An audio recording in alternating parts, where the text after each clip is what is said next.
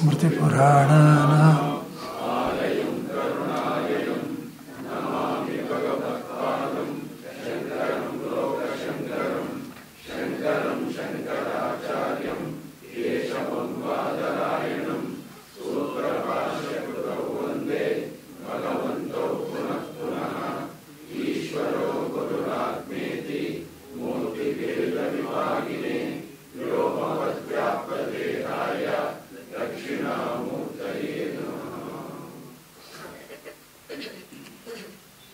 ಅನ್ನೇ ನೋಡಿದ್ರಿ.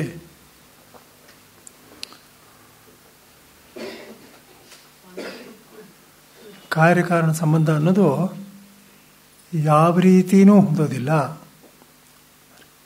ಆಗ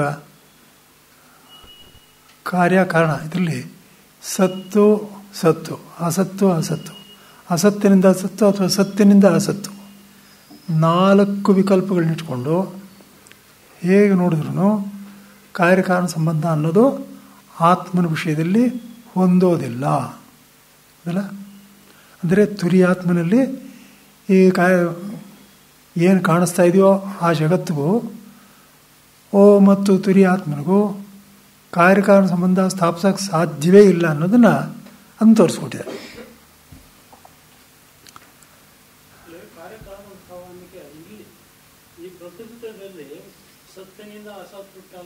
ಅದೇ ಕಾರ್ಯಕಾರಣ ಭಾವ ಅನ್ನೋದು ಇಲ್ಲ.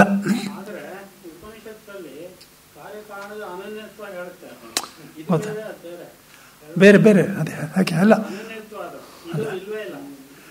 ನಿಜ ಅಲ್ಲ. ಅಲ್ಲಿ ಅನನ್ಯತ್ವ ಇಲ್ಲೂ ಆಮೇಲೆ ಹೇಳ್ತಾರೆ. ಹೇಗೆ ಹೇಳ್ತಾರೆ ಅಂದರೆ, ಕಾರ್ಯಕಾರಣ ಭಾವದಲ್ಲಿ ಅನನ್ಯತ್ವ ಇದ್ದೇ ಇದೆ. ಅನ್ಯತ್ವ ಅಂದ್ರೇನು? ಗಡಿಗೆ ಮಣ್ಣಿಗಿಂತ ಬೇರೆಲ್ಲ, ಅದ್ರ ಮಣ್ಣು ಗಡಿಗೆ ಅಂತ ಬೇರೆ ಅನನ್ಯತ್ವ ಇದೆ. ಇವಾಗ ಇದೇ ಅನನ್ಯತ್ವ ತುರಿಯಾತ್ಮ ಜಗತ್ತಿನ ವಿಷಯದಲ್ಲೂ ಇದೆ, ಅನನ್ಯತ್ವ ಇದೆ. ಆದರೆ ಕಾರ್ಯಕಾರಣ ಸಂಬಂಧ ಇಲ್ಲ. ಸ್ಪಷ್ಟ ಆಯ್ತಾ ನಿಮಗೆ? ಅಂದ್ರೇನು, ಕೊನೆಯಲ್ಲಿ ಏನು ತೀರ್ಮಾನ ಅಂದರೆ, ಜಗತ್ತು ತುರಿಯಾತ್ಮನಿಗಿಂತ ಬೇರೆಲ್ಲ, ತುರಿಯಾತ್ಮನ ಜಗತ್ತಿಗಿಂತ ಸಂಪೂರ್ಣ ಬೇರೆ ಅನ್ನೋ ಅನನ್ಯತ್ವ ನ್ಯಾಯ ಏನಿದೆಯೋ ಅದು ಇವಾಗಲೂ ಸಿದ್ಧವೇ ಆಗಿದೆ. ಆದರೆ ಕಾರ್ಯಕಾರಣ ಭಾವ ಇಲ್ಲ. ಹಾಗೆ ಯಾಕೆ ಕೇಳಿದ್ವಿ ಅಂದರೆ, ಕಾರ್ಯಕಾರಣ ಭಾವ ಇದ್ದರೆ ತಿಳಿಸ್ಕೊಡೋದು ಸುಲಭ. ಕಾರ್ಯಕಾರಣ ಭಾವ ತೋರಿಸದೇ ಇದ್ದರೆ ಅನನ್ಯತ್ವ ತಿಳಿಸೋದು ಕಷ್ಟ. ಅದಕ್ಕೋಸ್ಕರ ಹೇಳಿದೆ ಅಷ್ಟೇ ಅಂತ ತೀರ್ಮಾನ.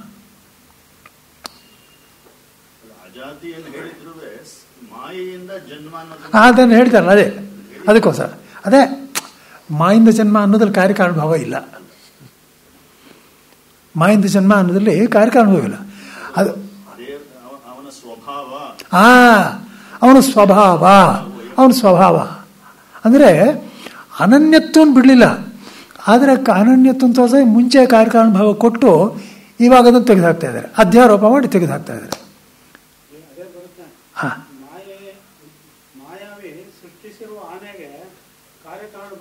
ಅದೇ ಕಾರ್ಯಕಾರಣ ಭಾವ. ಅದೇ ಅದೇ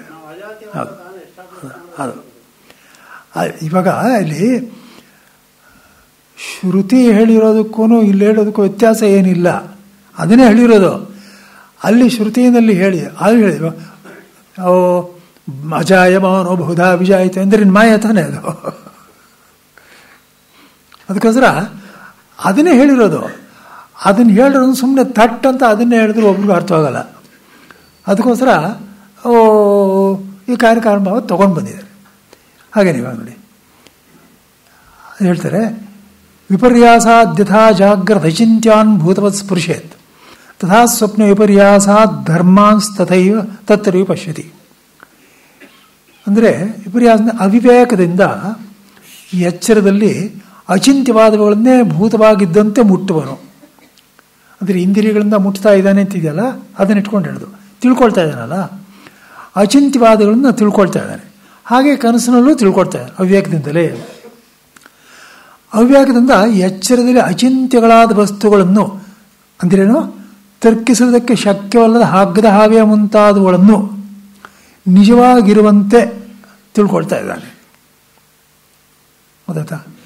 ಅಚಿಂತ್ಯ ಅಂದರೆ ಏನು ಅಂತ ಆಮೇಲೆ ಭಾಷೆಕಾರರು ಹೇಳ್ತಾರೆ, ಮುಂದೆ ಗೊತ್ತಾಗುತ್ತೆ ನೋಡಿ. ತಿಳ್ಕೊಳ್ತಾ ಇದ್ದಾನೆ. ಹಾಗೇನೆ ಕನಸಿನಲ್ಲೂ ಅವಿವೇಕದಿಂದಲೇ ಆನೆ ಮುಂತಾದ ಧರ್ಮಗಳು ನೋಡಂತೆ ಕಲ್ಪಿಸುತ್ತಾನೆ. ಅಲ್ಲಿಯೇ ನೋಡ್ತಾನೆ ಹೊರತು ಎಚ್ಚರದಿಂದ ಹುಟ್ಟುವ ಧರ್ಮಗಳನ್ನು ನೋಡ್ತಾ ಇದ್ದಾನೆ ಅಂತ ಏನಿಲ್ಲ. ಯಾವುದಕ್ಕಾದ್ರೂ ಹೇಳ್ತಾ ಇದ್ದ ನೋಡಿ, ಎಚ್ಚರ ಅನ್ನೋದು ಕಾರಣ, ಸ್ವಪ್ನ ಅನ್ನೋದು ಕಾರ್ಯ ಅಂತ ತಾನೇ ತಿಳಿಸೋಕೆ ಹೊರಟಿದ್ದು.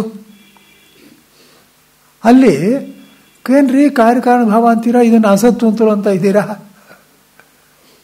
ಜಾಗೃತ ಅಸತ್ತು ಅಂದ್ಬಿಟ್ಟು ಕಾರ್ಯಕಾರಣ ಭಾವ ಅಂತ ಇಲ್ಲಪ್ಪ, ಕಾರ್ಯಕಾರಣ ಭಾವ ಇಲ್ಲ, ಆದ್ರೂ ಯಾವ ರೀತಿಯೂ ಇಲ್ಲ, ಯಾವ ಅರ್ಥದಲ್ಲಿ ಹೇಳಿದ್ದೀವಿ ಅಂತಲೂ ಹೇಳಿದ್ದಾರೆ ಅದನ್ನು. ಅಂದರೆ ಇಲ್ಲಿ ವಿಕಲ್ಪಿಸ್ತಾನೆ, ಅಲ್ಲಿ ವಿಕಲ್ಪಿಸೋಲ್ಲ. ಜಾಗೃತನಲ್ಲಿ, ಸ್ವಪ್ನದಲ್ಲಿ ವಿಕಲ್ಪಿಸ್ತಾನೆ. ಇಷ್ಟು ಹೇಳಿದ್ದಾರೆ ಅಲ್ಲ. ಅಲ್ಲಿಯೇ ನೋಡ್ತಾನೆ ಹೊರತು ಎಚ್ಚರದ ಹುಟ್ಟು ಧರ್ಮಗಳನ್ನೇ ನೋಡ್ತಾ ಇದ್ದಾನೆ ಅಂತ ಏನಿಲ್ಲ. ಇವಾಗ ನೋಡಿ, ಪುನಃ ವಾಪಸ್ ಬರ್ತಾರೆ.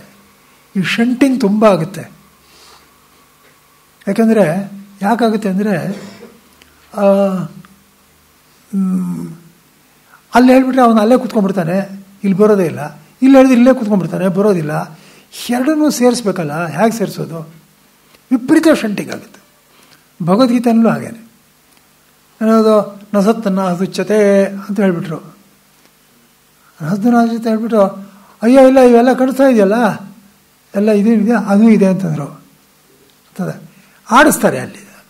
ಗೊತ್ತಾಯ್ತಲ್ಲ, ಇದೆ, ಇದಕ್ಕಿಂತ ಬೇರೆಲ್ಲ, ಆದರೆ ಇದಕ್ಕೆ ಅದ್ರ ಸಂಬಂಧ ಇಲ್ವೇ ಇಲ್ಲ ಅಂತ ಅನ್ನೋದನ್ನು ಹೇಳೋದಕ್ಕೋಸ್ಕರ. ಹಾಂ ಹಾಂ ಚಿತ್ತ ಮನಸ್ಸು ಅದ್ರ ಬಗ್ಗೆ ಇಲ್ಲಿ ವಿಚಾರ ಮಾಡ್ತಾ ಇದೀವಿ.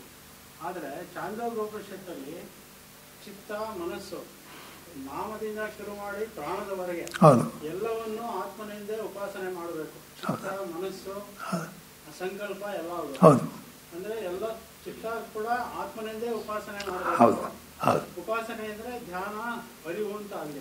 ಅದಾದ್ಮೇಲೆ ಕೊನೆಯಲ್ಲಿ ಚಿತ್ತವೂ ಆತ್ಮನೇ, ಮನಸ್ಸು ಆತ್ಮನೇ, ಇದೆಲ್ಲವೂ ಆತ್ಮನಿಂದಲೇ ಉಂಟಾಗಿದೆ ಅಂತ ಹೇಳ್ಬಿಟ್ಟು ಕಾರ್ಯಕಾರಣ ಅನನ್ಯತ್ವದಿಂದ ಚಿತ್ತವೂ ಆತ್ಮನೇ, ಸಂಕಲ್ಪವೂ ಆತ್ಮನೇ, ಇದು ಸರ್ವಾತ್ಮ ಭಾವ ಇದೆ.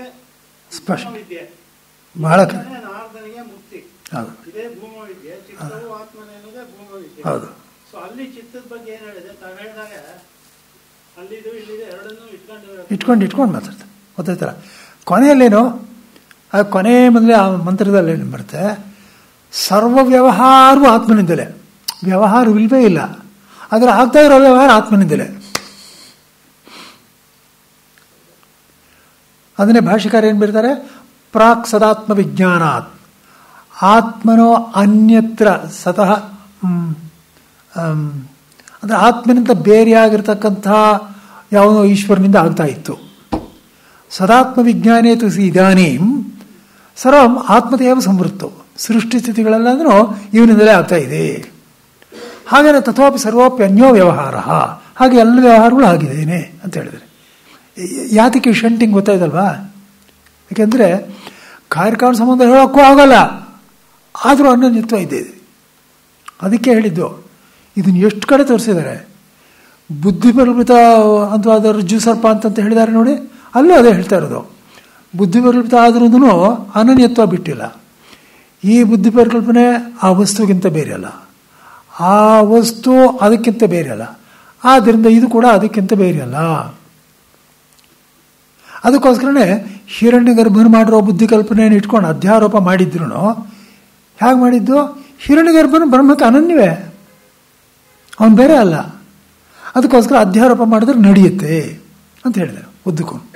ಇವಾಗ ನೋಡಿ ಮುಂದಕ್ಕೆ ಏನಂದರೆ ಹೇಳಿ, ಉಪಲಂಭಾತ್ ಸಮಾಚಾರಾತ್ ಅಸ್ತಿ ವಸ್ತುತ್ವವಾದಿನಾಂ ಜಾತಿಸ್ತು ದೇಶಿತಾ ಬುದ್ಧೈ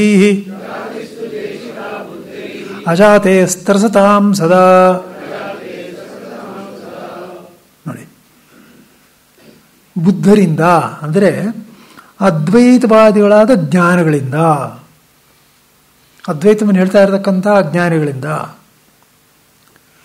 ವಸ್ತುಗಳ ಜನ್ಮವು ಉಪದಿಷ್ಟವಾಗಿದೆ. ಎಷ್ಟೊತ್ತು ಹೇಳ್ತಾ ಇಲ್ಲ ಅದೇ ಹೇಳಿದೆ, ಸೃಷ್ಟಿಯಾಗ್ತಾ ಇದೆ, ವಸ್ತುಗಳ ಜನ್ಮ ಉಪದಿಷ್ಟವಾಗಿದೆ. ಏನು ಉಪಲಂಬದಿಂದ ಅಂದರೆ ನಾವು ನೋಡ್ತಾ ಇದ್ದೀವಲ್ಲ, ಉಪಲಂಬ ಎಂದರೆ ಉಪಲಂಬನವು, ಅದರಿಂದ ಅರಿಯುವುದರಿಂದ ಎಂದರ್ಥ. ಏನು ಯಾವುದರ ಸಮಾಚಾರದಿಂದ. ಸಮಾಚಾರ ಅಂದ್ರೇನು? ವರ್ಣಾಶ್ರಮ ಧರ್ಮಗಳನ್ನು ಆಚರಿಸುವುದರಿಂದ. ಈ ಎರಡು ಹೇತುಗಳಿಂದ ವಸ್ತು ಇದೆ ಎನ್ನುತ್ತಿರುವ ವಸ್ತುವಿನ ಇರುವು ನಿಜವಾಗಿ ಇದೆ ಅಂತ ಹೇಳ್ತಾ ಇದ್ದಾರೆ. ಗೊತ್ತಾಯ್ತಲ್ಲ? ಇವಾಗ ಸದಾಚಾರದಲ್ಲಿದ್ದಾರೆ ಅವರು, ಸುಮ್ಮನೆ ದುರಹಂಕಾರದ ಮಾತುಗಳು ಆಡೋರಲ್ಲ, ಅಥವಾ ಅವಿವೇಕಿಗಳು ಅಲ್ಲ. ಚೆನ್ನಾಗಿ ಶಾಸ್ತ್ರ ಅಧ್ಯಯನ ಮಾಡಿದ್ದಾರೆ, ಧರ್ಮದಲ್ಲಿ ಗಮನ ಇದೆ, ಬೇಕಾದಷ್ಟು ಬುದ್ಧಿ ಇದೆ. ಅವರು ಧರ್ಮ ಆಚರಣೆ ಮಾಡಬೇಕು ಅಂದಾಗ ದ್ವೈತ ಇದೆಯೋ ಇಲ್ವೋ? ಇಲ್ಲ, ದ್ವೈತ ಇಟ್ಕೊಂಡು ವ್ಯವಹಾರ ಮಾಡ್ತಾ ಇದ್ದಾರೆ. ಅದರಿಂದ ವಸ್ತುವಿನ ನಿಜವಾಗಿದೆ ಎಂದು ಮಾಡುತ್ತಿರೋ ಸ್ವಭಾವಗಳಿದ್ದಾರಲ್ಲ, ಅವರು ಇದ್ದಾರೆ. ಎಲ್ಲವೂ ಇದ್ದೇ ಇದೆ. ಹೇಳಿದ್ನಲ್ಲ ಭಾಷ್ಯಕಾರ್ಯ ಏನು ಹೇಳಿದ್ದಾರೆ ಅಂದರೆ, ಯಜ್ಞವನ್ನೆಲ್ಲ ಮಾಡಿದಾದ್ಮೇಲೆ ಲೋಕಗಳು ಪಡ್ಕೊಳ್ತಾನೆ, ಈ ಕರ್ಮ ಮಾಡಿ ಆ ಕರ್ಮ ಮಾಡಿ ಅಂತ ಹೇಳಿದಾಗ, ಈ ಲೋಕಗಳೆಲ್ಲ ಸುಮ್ಮನೆ ಏನೋ ಬುರುಡೆ ಅಂತ ತಿಳ್ಕೊಬೇಡಿ, ಅವಿತಥಾ ಅಂತ ಹೇಳಿದ್ದಾರೆ. ಗೊತ್ತಾಯ್ತಾ? ಆದ್ದರಿಂದ ಆ ಸ್ವಭಾವವುಳ್ಳವರು ಏನು ಮಾಡ್ತಾರೆ? ಬಲವಾಗಿ ಪಟ್ಟು ಹಿಡಿದು ಶ್ರದ್ಧೆ ಇಟ್ಕೊಂಡಿದ್ದಾರೆ. ಈ ದ್ವೈತ ಅನ್ನೋದನ್ನ ಸುಮ್ಮನೆ ಉಡಾಫೆ ಅಂತಿಲ್ಲ, ಇದೆ ಅಂತ ಶ್ರದ್ಧೆಯಿಂದ ಇಟ್ಕೊಂಡಿದ್ದಾರೆ. ಅವರು ವಿವೇಕವುಳ್ಳವರಾಗಿ, ಅವರ ವಿವೇಕಿಗಳಾಗಿ ಪರಮಾರ್ಥವನ್ನು ತಿಳಿದಕ್ಕೆ ಸಾಧನವಾಗಿ ಉಪದಿಷ್ಟವಾಗಿರುತ್ತದೆ. ನೋಡಿ ಇಲ್ಲೇನು ಮಾಡಿದ್ದಾರೆ? ಇಲ್ಲಿ ಕರ್ಮ ಮಾಡುವಂದಾಗ ಸಂಪೂರ್ಣವಾಗಿ ದ್ವೈತ ಇದೆಯೋ ಇಲ್ವೋ? ಕರ್ಮ ಮಾಡು, ಕರ್ಮ ಫಲ ಪಡ್ಕೋ, ಚಿತ್ತಶುದ್ಧಿ ಮಾಡ್ಕೋ, ಆಮೇಲೆ ಇಲ್ಲಿ ಬಾ, ನಿನ್ನ ಕೈಲಾಗದೇ ಇದ್ದರೆ ಹೀಗೆ ಉಪಾಸನೆ ಮಾಡ್ತಾ ಇರೋ, ಓಂಕಾರವನ್ನೇ ಮಾಡ್ತಾ ಇದ್ದರೆ ನೀನು ಬ್ರಹ್ಮಲೋಕಕ್ಕೆ ಹೋಗ್ತೀಯಾ, ಅಲ್ಲಿ ನಿನಗೆ ಉಪದೇಶ ಆಗುತ್ತೆ, ಆಮೇಲೆ ಅಲ್ಲಿಂದ ಮೋಕ್ಷ ಪಡ್ಕೋಬೋದು ಅಂತ ಕ್ರಮಮುಕ್ತಿಯನ್ನು ಕೂಡ ಹೇಳಿದ್ದಾರೆ ಅಲ್ವಾ?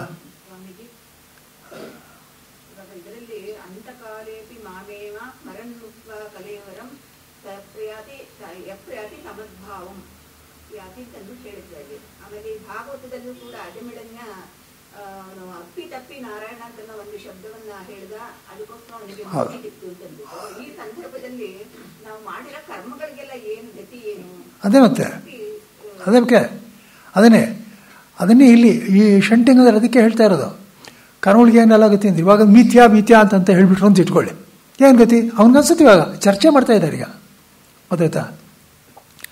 ಆದ್ರಿಂದ ಇದನ್ನು ಮಿಥ್ಯಾ ಅಂತ ಖಂಡಿತವಾಗ್ಲೂ ಇಟ್ಕೊಳ್ಳೋಕ್ಕಾಗೋದಿಲ್ಲ. ಇವಾಗ ಹೇಳ್ತಾ ಇದ್ದಾರೆ, ಏನಪ್ಪ ಮಿಥ್ಯಾ ಅಂತಲ್ಲಿ ಸತ್ಯ ಅಂತಲೇ ಇಟ್ಕೋಬೇಕಲ್ಲಿ, ಆದ್ರೆ ಇಲ್ಲಿ ಬಂದ ಮೇಲೆ ಇಲ್ವಲ್ಲ, ಅಲ್ಲಿ ಇಲ್ಲಿ ದೃಷ್ಟಿಯಿಂದ ನೋಡಿದ್ರೆ ಇಲ್ವಲ್ಲ.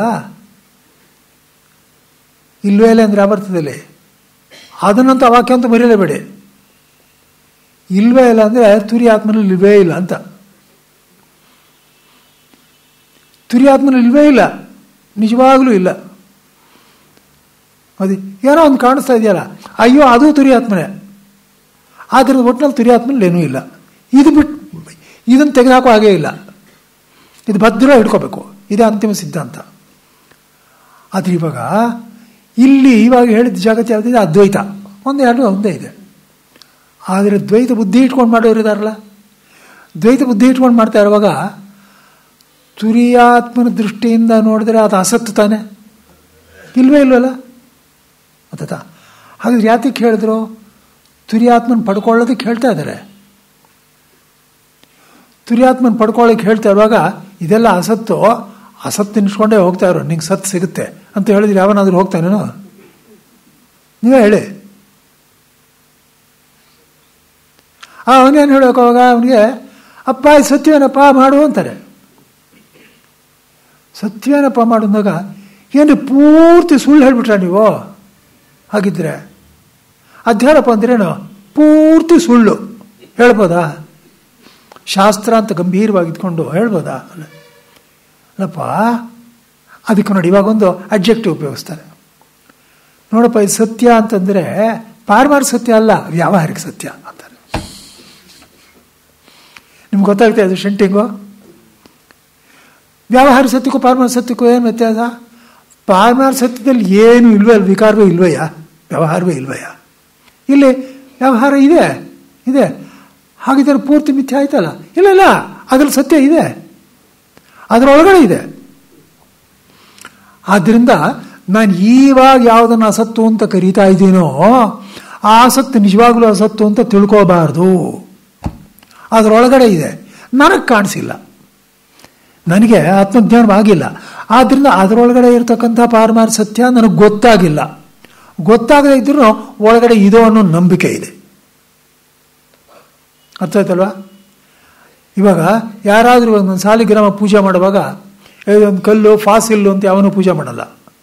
ವಿಷ್ಣು ಇದೆ ಅಂತ ಇಟ್ಕೊಂಡು ತಾನೇ ಮಾಡ್ತಾರೆ. ಒಂದು ಶಿವಲಿಂಗ ಇಟ್ಕೊಂಡು ಪೂಜೆ ಮಾಡಿದ್ರೆ ಪರಮೇಶ್ವರನ್ ಇದ್ದಾನೆ ಅಂತ ತಾನೇ ಪೂಜೆ ಮಾಡ್ತೀವಿ.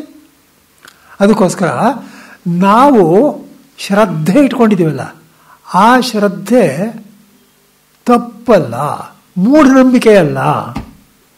ಮೂಢನಂಬಿಕೆ ಅಲ್ಲ, ನಂಬಿಕೆನೇ. ಅದರಲ್ಲಿ ಏನು ದೋಷ ಅಂದರೆ ವಿಕಾರವನ್ನು ನೋಡಿ ಇದು ಪರಮಾತ್ಮನು ಅಂತ ನಂಬ್ತಾ ಇದ್ದೀವಿ. ಅಲ್ಲಿರೋದೇ ಪರಮಾತ್ಮನು ನಮ್ಗೆ ಗೊತ್ತಿಲ್ಲ. ಆತ್ಮತತ್ವ ಗೊತ್ತಾದ್ರೆ ಏನಾಗುತ್ತೆ? ಇದು ವಿಕಾರವೂ ಅಲ್ಲ, ಏನು ಅಲ್ರಿ, ಇದೇ ಆತ್ಮನು ಅಂತೀವಿ.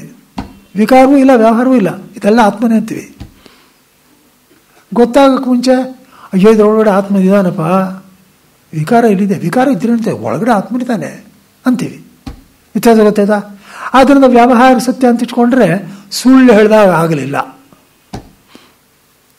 ಸುಳ್ಳಿನ ಆಧಾರದ ಮೇಲೆ ಸಿದ್ಧಾಂತ ಕಟ್ಟಕ್ಕಾಗಲ್ಲ. ನಾನು ಹೇಳೋದು ಗೊತ್ತಾಗ್ತಾ ಇದೆ, ಪ್ರತಿಯೊಬ್ಬರು ಅಂದಾಜು ಬಂತಾರಪ್ಪ. ಆದರೆ ಇಲ್ಲೇನು ಅದಕ್ಕೋಸ್ಕರ ವ್ಯಾವಹಾರಿಕ ಸತ್ಯ ಅಂತ ಇಟ್ಕೊಂಡು ಮಾಡಿ ಭಾಷೆಕರಲ್ಲೂ ಒಂದು ಕಡೆ ಬರುತ್ತೆ.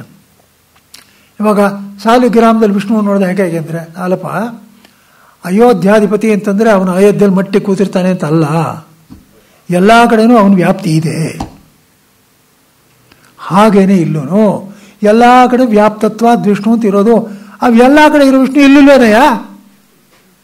ಇಲ್ಲೂ ಇದ್ದಾನಲ್ಲ. ಆದರೆ ಅವನೊಬ್ಬನೇ ಇರೋದು ನಂಗೆ ಗೊತ್ತಿಲ್ಲ. ನಂಗೆ ಗೊತ್ತಿರೋದೇನೋ ಇದ್ರೊಳಗಡೆ ಇದ್ದಾನೆ ಅಂತ. ಸಾಕು, ಅಷ್ಟಿಟ್ಕೋ, ಇವಾಗ ಸಾಕು. ಅದಕ್ಕೋಸ್ಕರ ಏನು ಮಾಡಿದ್ರು, ಅದನ್ನು ನಾವು ಅಷ್ಟು ತತ್ವ ಗೊತ್ತಿಲ್ಲ ನಮಗೆ. ಅದಕ್ಕೋಸ್ಕರ ಹೇಳಿದ್ರು ಸಾಧನವಾಗಿ ಉಪದಿಷ್ಟವಾಗಿರ್ತದೆ.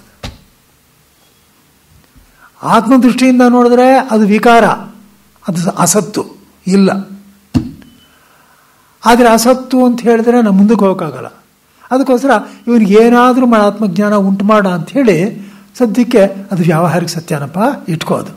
ಇದು ವಿಕಾರವೇ, ವಿಕಾರವೂ ಇದೆ, ಆದರೆ ಅದರೊಳಗಡೆ ಇದೆ ಅಂತ ನಂಬಿಕೆ ಹುಟ್ಟಿಸಿ ಹೇಳ್ತಾರೆ. ಇದನ್ನು ಮೊದಲು ಇಟ್ಕೊಳ್ಳಲಿ.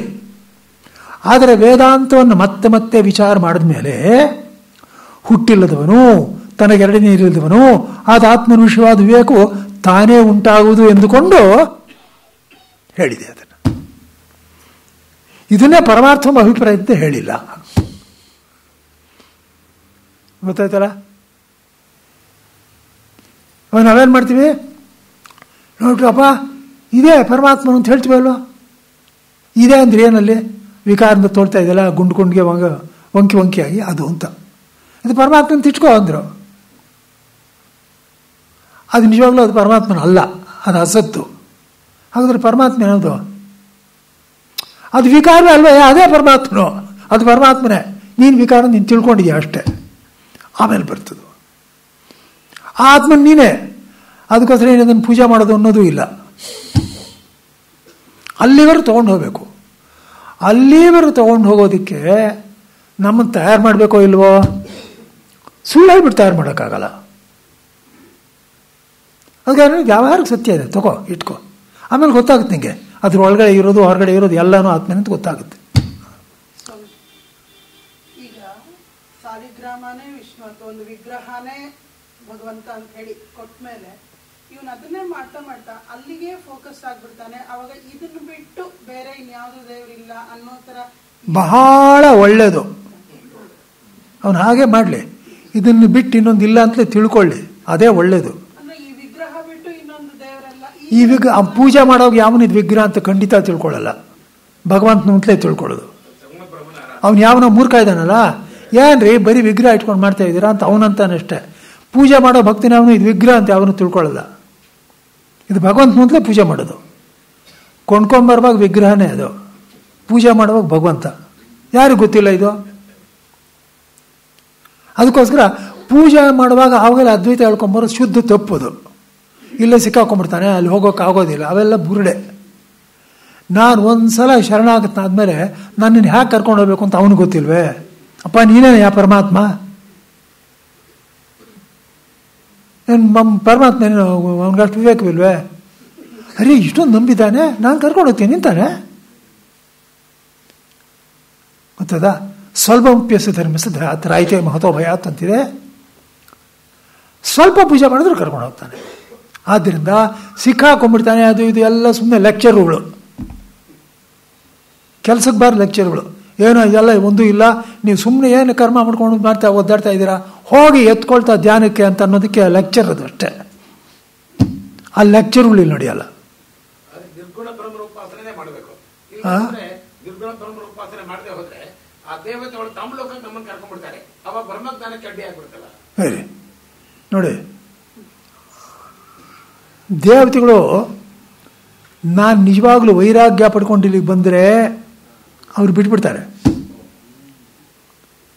ಅದಕ್ಕೆ ಹೋಗೋಕೆ ಮುಂಚೆ ದೇವತೆಗೆ ಮುಂಚೆ ಪರ್ಮಿಷನ್ ತಗೋಬೇಕು. ಗೊತ್ತಾಯ್ತಪ್ಪ, ನನಗೆ ಯಾವುದ್ರಲ್ಲೂ ಆಸಕ್ತಿ ಇಲ್ಲ, ದಯವಿಟ್ಟು ನೀವು ಕರ್ಮ ಮಾಡಬೇಕು ಅಂತ ವಿಧಿ ಇದೆ. ನಾನು ನೋಡಿ ಕೊನೆಯ ಸಲ ಕರ್ಮ ಮಾಡ್ತಾ ಇದ್ದೀನಿ, ದಯವಿಟ್ಟು ಇದನ್ನು ನೀವು ಒಪ್ಕೊಂಡು ಅದನ್ನು ಬಿಟ್ಬಿಡಿ. ಹೌದಲ್ಲಪ್ಪ? ನೀವು ನನಗೆಲ್ಲ ಒಂದು ಪ್ರಮೋಷನ್ ಸಿಗಬೇಕು ಅಂತ ಆಸೆ ಇದೆ ರೀ. ಇನ್ನೊಂದು ಕಡೆ ನಾವು ಬಾಸ್ ಹತ್ರ ಹೋಗಿ, ನಾನು ಹೋಗ್ತಾ ಇದ್ದೀನಿ ಸರ್, ನೀವು ಇಷ್ಟು ದಿವಸ ನನಗೆ ಅನುಕೂಲ ಮಾಡ್ಕೊಂಡು ತುಂಬ ಸಂತೋಷ, ನಾನು ಹೋಗಿ ಬರ್ತೀನಿ, ದಯವಿಟ್ಟು ನಾನು ಬಿಟ್ಕೊಡಿ ಅಂದರೆ ಬಿಟ್ಕೊಡ್ತಾರೆ. ಇವನೇ ಬಿಟ್ಕೊಡ್ತಾರೆ, ದೇವತೆಗಳು ಬಿಟ್ಕೊಡಲ್ವೇ? ಅರೆ ಪಾಪ ಪ್ರಮೋಷನ್ ಸಿಗ್ತಾ ಇದ್ರು, ಹೋಗ್ತಾನೆ, ಹೋಗಲಿ. ಅದಕ್ಕೋಸ್ಕರ ಇದು ಒಟ್ಟಿನಲ್ಲಿ ಏನು ಅಂದರೆ, ಯಾರು ಕರ್ಮದ ಬಗ್ಗೆ ಅಶ್ರದ್ಧೆ ಇಟ್ಕೊಂಡು ಮತ್ತೆ ಅದ್ವೈತ ಹೇಳ್ಕೊಂಡು ಬರ್ತಾರೋ ಅದಕ್ಕೆ ಸಪೋರ್ಟಿಂಗ್ ಆಗಿ, ಅದು ಶುದ್ಧ ಅಬದ್ಧ. ಆ ಥರ ತಿರಸ್ಕಾರ ಮಾಡಿದ ಹೊರತು ನಾವು ಅದ್ವೈತದ ಕಡೆ ಹೋಗಲ್ಲ. ನ ಕರ್ಮಣ ಮನಾರಂಭ ನೈಷ್ಕರ್ಮ್ಯಂ ಪುರುಷೋಷ್ಣತೆ. ಕರ್ಮ ಮಾಡದೇ ಇದ್ದೀರಿ ಇಲ್ಲವೇ ಇಲ್ಲ ಮುಂದಕ್ಕೆ. ಆದ್ದರಿಂದ ಕರ್ಮ ಚೆನ್ನಾಗಿ ಮಾಡಬೇಕು, ಶ್ರದ್ಧೆಯಿಂದ ಮಾಡಬೇಕು. ನಚ ಸನ್ನಿಸನಾದೇ ಸಿದ್ಧಿಂ ಸಮಧಿಗಚ್ಚತಿ. ನಾನು ಸನ್ಯಾಸ ತೊಗೊಂಡ್ಬಿಟ್ರೆ ಅದು ಮುಕ್ತ ಆಗ್ಬಿಡ್ತೀನ ಅಲ್ವಾ? ಐ ಥಿಂಕ್ ನಿಮಗೆ ಅಂದಾಜು ಬರ್ತಾ ಇದೆ ಅಂತ ಕಾಣಿಸುತ್ತಪ್ಪ ಸ್ಪಷ್ಟವಾಗಿ. ಏನಂದ್ರೆ ಒಂದು ತತ್ವದ ವಿಷಯ ತಿಳಿದಿರಲಿ ಅಂತ ಇದು ಹೇಳಬೇಕಾಗುತ್ತೆ. ಸಾಲಿಗ್ರಾಮವನ್ನ ವಿಷ್ಣುವಂತ ಉಪಾಸನೆ ಮಾಡೋದು ಪ್ರತೀಕೋಪಾಸನೆ, ಅದು ಒಂದು ಭಾವನೆ ಮಾಡಬಾರ್ದನ್ನ ಯಾವತ್ತೂ ಹೇಳಲ್ಲ. ಆದರೆ ನಾನು ಆತ್ಮ, ನಾನು ಬ್ರಹ್ಮ ಅಂತ ಉಪಾಸನೆ ಮಾಡೋದು ಅದು ಬೇರೆ, ಅದು ಬೇರೆ, ಅದು ಬೇರೆ, ಇದು ಬೇರೆ. ಬೇರೆ ವಿಷಯ ತಿಳಿದಿರ್ಬೇಕು. ಹೌದು, ಭಾವನೆ ಅಲ್ಲ ಇದು, ಅದು ಭಾವನೆ, ಇದು ಭಾವನೆ ಅಲ್ಲ. ಜ್ಞಾನ ಇದು, ಅದು ಜ್ಞಾನವಲ್ಲ. ಸ್ವಲ್ಪ ಈ ಬೇರೆ ತಿಳಿದಿರ್ಬೇಕು. ಒಂದು ನಿಮಿಷ ಸ್ವಲ್ಪ ಸ್ಮಾಲ್ ಕರೆಕ್ಟ್. ನಾನು ಬ್ರಹ್ಮವೇ ಅಂತ ಉಪಾಸನೆ ಮಾಡುವಾಗ ಅವ್ನು ನಿರ್ಗುಣ ಬ್ರಹ್ಮವನ್ನು ಇಟ್ಕೊಂಡು ಏನು ಮಾಡ್ತಾ ಇರಲ್ಲ. ಉಪಾಸನೆ ಅಂತ ಹೇಳಿದ ಕೂಡಲೇ ಉಪಾಸ್ಯ ಉಪಾಸಕ ಅನ್ನೋ ಅದ್ವೈತ ಇದ್ದೇ ಇದೆ. ಗೊತ್ತಾ? ಅವನೇನು ಮಾಡ್ತಾನೆ, ಹೀಗೆ ಯಾವುದೋ ಒಂದು ಹೊರಗಡೆ ಇರೋ ಒಂದು ಮೂರ್ತಿಯನ್ನು ಬಿಟ್ಟು ಅದಕ್ಕೆ ಪ್ರತೀಕ ಅಂತಾನೆ. ಇಲ್ಲಿ ಒಂದು ಆಲಂಬನವನ್ನು ಇಟ್ಕೊಳ್ತಾನೆ. ಏನು ಆಲಂಬನ ಅಂದರೆ ಯಾವುದೋ ಓಂಕಾರವೋ ಉದ್ಗೀತವೋ ಅದೋ ಇದೋ ಏನಾದರೂ ಇಟ್ಕೋತಾನೆ. ಹೌದಾನೆ? ಇಟ್ಕೊಂಡು ಮಾಡ್ತಾನೆ. ಆಮೇಲೆ ಅದನ್ನೂ ದಾಟಿ ಮುಂದಕ್ಕೆ ಹೋಗ್ತಾನೆ. ಈ ಸ್ಮಾಲ್ ಅದಷ್ಟೇ ಡಿಫರೆನ್ಸ್. ಹಾಂ, ಹೌದು, ಅಲ್ಲ ಅಲ್ಲ, ಹೌದು ಹೌದು ಹೌದು ಹೌದು. ಉಪಾಸನೆ ಅಂದರೆ ಸುಮ್ಮನೆ ಉಪಾಸನೆ ಅಂತ ಇದೆ ಅಷ್ಟೇ, ಜ್ಞಾನವೇ ಅದು. ಹೌದು ಹೌದು, ಅದು ನಿಜ. ಗೊತ್ತಾಯ್ತಲ್ಲ? ಇಲ್ಲಿ ಆತ್ಮೇತ್ಯ ಉಪಾಸಿತ ಅಂದರೆ ಹಾಗೆ ನೋಡೋಕೆ ಹೋದ್ರೆ ಏನು ಗೊತ್ತೇನೋ, ಅಲ್ಲೇ ಚರ್ಚೆ ಬರೋದು. ಆತ್ಮೇತ್ಯ ಉಪಾಸಿತ ಅಂತಿದೆಯಲ್ಲ, ಆತ್ಮ ಅಂದರೆ ನಿಜವಾಗ್ಲೂ ನೋಡಿ, ಪ್ರತ್ಯೇಗಾತ್ಮನಿಗೇನೆ ಆತ್ಮ ಅನ್ನೋ ಶಬ್ದ ಇರೋದು. ಇದನ್ನು ಭಾಷ್ಯಕಾರ 4-5 ಕಡೆ ಸ್ಪಷ್ಟ ಮಾಡಿದ್ದಾರೆ ನೋಡಿ. ಇನ್ನೊಂದ್ಸಲ ಹೇಳ್ತೀನಿ. ಆತ್ಮ ಅಂದರೆ ಜೀವಾತ್ಮ ಅಂತಲೇ ಅರ್ಥ, ಜ್ಞಾತ ಕರ್ತ ಭೋಕ್ತ ಅಂತಲೇ ಅರ್ಥ. ಪದದ ವ್ಯುತ್ಪತ್ತಿ ಕೂಡ ಕೊಟ್ಟಿದ್ದಾರೆ. ಇವಾಗ ಅವನು ಅದನ್ನು ಇಟ್ಕೊಂಡು ಕೇಳ್ತಾನೆ. ಆತ್ಮೇತ್ಯ ಉಪಾಸಿತ ಆತ್ಮೇತ್ಯ ಉಪಾಸಿತ ಅಂತ ಹೇಳ್ತಾ ಇದ್ದೀರಲ್ಲ, ಬರೀ ಆತ್ಮನೇ ಮಾಡು ಆತ್ಮನೇ ಮಾಡು ಅಂತ ಹೇಳ್ತಾ ಇದ್ರಲ್ಲ, ಅನಾತ್ಮನೂ ತಿಳ್ಕೊಳ್ಬೇಕು ತಾನೆ. ಯಾಕೆ ಅಂದರೆ ಜ್ಞಾತತ್ವ ಸಾಮಾನ್ಯಾತ್. ಆತ್ಮ ಅಂದ್ರಂತೂ ನನಗೇನು ಗೊತ್ತಿಲ್ಲ, ಅನಾತ್ಮ ಅಂದ್ರೂ ಏನು ನಂಗೆ ಗೊತ್ತಿಲ್ಲ. ಅನಾತ್ಮ ಅಂದ್ರೆ ಯಾವ್ದು ಗೊತ್ತೇನೋ? ಯುಷ್ಮದಸ್ಮತ್ ಪ್ರತ್ಯಗೋಚರ ಅಂತ ಇದೆ ನೋಡಿ. ಅಧ್ಯಾಸ ಕಾಲದಲ್ಲಿ ಜಗತ್ತು, ಶರೀರಾದಿಗಳು ಸೇರಿರೋ ಜಗತ್ತು ನಾನು ಅಂತ ಇದೆಯಲ್ಲ. ಕ್ಷೇತ್ರಜ್ಞ ಕ್ಷೇತ್ರ ಅಂತ. ಕ್ಷೇತ್ರಜ್ಞ ಅಂದರೆ ಆತ್ಮ, ಕ್ಷೇತ್ರ ಅಂದರೆ ಅನಾತ್ಮ. ಇಲ್ಲೇ ಪಲ್ಟಿ ಹೊಡೆದಿದ್ದಾರೆ. ಆದ್ದರಿಂದ ತುಂಬ ತುಂಬ ನಷ್ಟ ಆಗಿದೆ, ಗೊತ್ತಾಯ್ತಲ್ಲ. ಅದಕ್ಕೋಸ್ಕರ ಇಲ್ಲಿ ಪ್ರಶ್ನೆ ಕೇಳ್ತಾನೆ, ಆತ್ಮೇತ್ಯ ಉಪಾಸಿತ ಅಂತಿದೆಯಲ್ಲ, ಆತ್ಮನ್ನೇ ಉಪಾಸನೆ ಮಾಡು ಆತ್ಮನ್ನೇ ಉಪಾಸನೆ ಮಾಡು ಅಂತ. ಅನಾತ್ಮ ಯಾತಿಗೆ ಮಾಡಬಾರ್ದು? ಅದೂ ಗೊತ್ತಿಲ್ವಲ್ಲ, ಅದನ್ನು ಉಪಾಸನೆ ಮಾಡಿ ತಿಳ್ಕೊಳ್ಬೇಕಾಗ್ತಾನೆ ಅಂತ ಕೇಳ್ತಾರೆ. ಅವ ಭಾಷೆ ಹೌದು ಅಂದರೆ ಜ್ಞಾತತ್ವ ಸಾಮಾನ್ಯಾತ್, ಅದೂ ತಿಳ್ಕೊಬೇಕಾದ್ದೆ ಇದನ್ನೂ ತಿಳ್ಕೊಬೇಕಾದ್ದೆ. ಆದರೆ ಆತ್ಮೇತ್ಯ ಉಪಾಸಿತ ಇದನ್ನೇ ತಿಳ್ಕೊ ಅಂತ ಯಾತಕ್ಕೋಸ್ಕರ ಒತ್ತಿ ಹೇಳಿದೆ ಅಂದರೆ, ಇದನ್ನು ತಿಳ್ಕೊಂಡ್ರೆ ಪ್ರತ್ಯೇಕ ಅದನ್ನು ತಿಳ್ಕೊಳ್ಬೇಕು ಅನ್ನೋದಿಲ್ಲ. ಇದನ್ನು ತಿಳ್ಕೊಂಡ್ರೆ ಅದು ಗೊತ್ತಾಗೇ ಆಗ್ಬಿಡುತ್ತೆ. ಈ ವಾಕ್ಯದಲ್ಲಿ ಎಷ್ಟು ವಿಷಯಗಳು ಸ್ಪಷ್ಟ ಆಗಿದೆ ನೋಡಿ. ಆತ್ಮ ಅನಾತ್ಮ ಅಂತಂದ ಕೂಡಲೇ ಅನಾತ್ಮವಾದ್ದಲ್ಲ, ಅನಾತ್ಮ ಅಂದ ಕೂಡಲೇ ಮಿಥ್ಯೆ ಅಂತ ಅನ್ನೋದು ಯಾವಾಗ? ಆತ್ಮ ಅನ್ನೋದು ತುರಿ ಆತ್ಮ ಅಂತ ಇಟ್ಕೊಂಡ್ರೆ. ನಾನು ಹೇಳಿದ್ ಗೊತ್ತಾಯ್ತಾ ನಿಮಗೆ? ಗೊತ್ತಾಯ್ತು ಅನ್ನೋ ಸಲ ಹೇಳ್ತೀನಿ ನೋಡಿಪ್ಪ. ಆತ್ಮ ಅನಾತ್ಮ ಅಂದಾಗ ನಿಜವಾಗಲೂ ವ್ಯಾಕರಣದ ಪ್ರಕಾರ ಭಾಷ್ಯಕಾರ ಕೊಟ್ಟಿರೋದು ಆತ್ಮ ಅಂದರೆ ಈ ಪ್ರತ್ಯೇಗಾತ್ಮ ಕ್ಷೇತ್ರಜ್ಞನು, ಅದು ಅನಾತ್ಮ. ಎರಡೂ ತಿರೋದ್ರಿಂದಲೇ ಅಧ್ಯಾಸ ಆಗ್ತಾ ಇರೋದು, ಗೊತ್ತಿದ? ಇವಾಗ ನಾನು ಕ್ಷೇತ್ರವನ್ನು ನನ್ನಲ್ಲಿ ಅಧ್ಯಾಸ ಮಾಡಿಕೊಳ್ಳುವಾಗ ನಾನು ಯಾರು ಅಂತ ಗೊತ್ತಿಲ್ಲ ಅಂತಾಯ್ತು. ಹಗ್ಗ ಅಂತ ಗೊತ್ತಿಲ್ಲದೆ ಇದ್ರೆ ಹಾವು ಅಧ್ಯಾಸ ಮಾಡ್ತೀನೋ ಇಲ್ಲೋ ಹಾಗೆ ನಾನು ಯಾರು ಅಂತ ಗೊತ್ತಿಲ್ಲ, ಅದನ್ನು ಅಧ್ಯಾಸ ಮಾಡಿಕೊಂಡೆ. ಹಾಗೇನೇ ತದ್ವಿಪರ್ಯೇಣ ಅದಕ್ಕೆ ವಿರುದ್ಧವಾಗಿ ನನ್ನ ಧರ್ಮಗಳನ್ನು ಅನಾತ್ಮದಲ್ಲೂ ಹಾಕ್ತಾ ಇದ್ದೀನಿ. ಅಲ್ಲಿಗೇನಾಯ್ತು? ಅನಾತ್ಮನು ಏನು ಅಂತ ನಂಗೆ ಗೊತ್ತಿಲ್ಲ. ಈ ಬಹಳ ಮುಖ್ಯವಾದ ಪಾಯಿಂಟು ಗ್ರಹಿಸೋದಕ್ಕಾಗಲಿಲ್ಲ. ಯಾತಕ್ಕೆ? ಆತ್ಮ ಅಂದ್ಕೊಳ್ಳೆ ತುರಿ ಆತ್ಮ ಅಂತ ಇಟ್ಕೊಂಡ್ಬಿಟ್ರು. ಅನಾತ್ಮ ಎಲ್ಲ ಮಿಥ್ಯೆ ಅಂತ ಹೇಳ್ಬಿಟ್ರು. ಅಲ್ಲೇ ಬಂದಿದ್ದು ರಗಳೆ, ಗೊತ್ತಾಯ್ತಾ? ಇವಾಗ ಅಲ್ಲಿಗೇನಾಯ್ತು? ಅನಾತ್ಮ ಅಂದ್ರೂ ಏನಂತ ಗೊತ್ತಿಲ್ಲ, ಆತ್ಮ ಅಂದ್ರೂ ಏನಂತ ಗೊತ್ತಿಲ್ಲ, ಎರಡನ್ನೂ ತಿಳ್ಕೊಬೇಕಾದ್ದೆ. ಆದ್ರಿಂದ ಹೀಗಿರುವಾಗ ನೀನು ಇದೊಂದನ್ನೇ ತಿಳ್ಕೊಂತ ಯಾತಕ್ಕೆ ಒತ್ತಿ ಹೇಳ್ತಾ ಇದೀಯಾ ಅಂತ ಇದನ್ನು ತಿಳ್ಕೊಂಡ್ರೆ ಅದು ಗೊತ್ತಾಗತ್ತೆ. ಅಲ್ಲಿ ಏನಾಯ್ತು? ಅನಾತ್ಮ ಅಂದ್ರೆ ಇಲ್ಲದ್ದು ಅಂತಲ್ಲ, ತಿಳ್ಕೋಬೇಕಾದ್ದು. ಅದೇನು ಅಂತ ತಿಳ್ಕೋಬೇಕು, ಅದು ಆತ್ಮನೇ ಅಂತ ತಿಳ್ಕೋಬೇಕು. ವಿಭಾಗವೇ ಇಲ್ಲ. ಆದ್ರಿಂದಲೇ ಹೇಳಿದ್ದು, ಮುಂಚೆ ಮಾಡತಕ್ಕಂಥ ತಪ್ಪು ಏನಂದು ಅಂದ್ರೆ, ನಾನು ಆತ್ಮ ಅನಾತ್ಮ ಅಂತ ವಿಂಗಡಣೆ ಮಾಡ್ಕೊಂಡಿದ್ದೀನಲ್ಲ, ಅದು ಆ ಭೇದವನ್ನು ಇಟ್ಕೊಂಡು ನನಗೆ ಉಪದೇಶ ಮಾಡಬೇಕದು. ಆ ಭೇದವನ್ನು ಬಿಟ್ಬಿಟ್ರೆ ಉಪದೇಶ ಮಾಡೋಕೆ ಆಗೋದೇ ಇಲ್ಲ. ಅದರಿಂದ ಅದೆಲ್ಲ ಇಟ್ಕೊಂಡಿದೆ. ನೋಡಪ್ಪ, ಇದೆ, ಶ್ರದ್ಧೆಯಿಂದ ಇರು.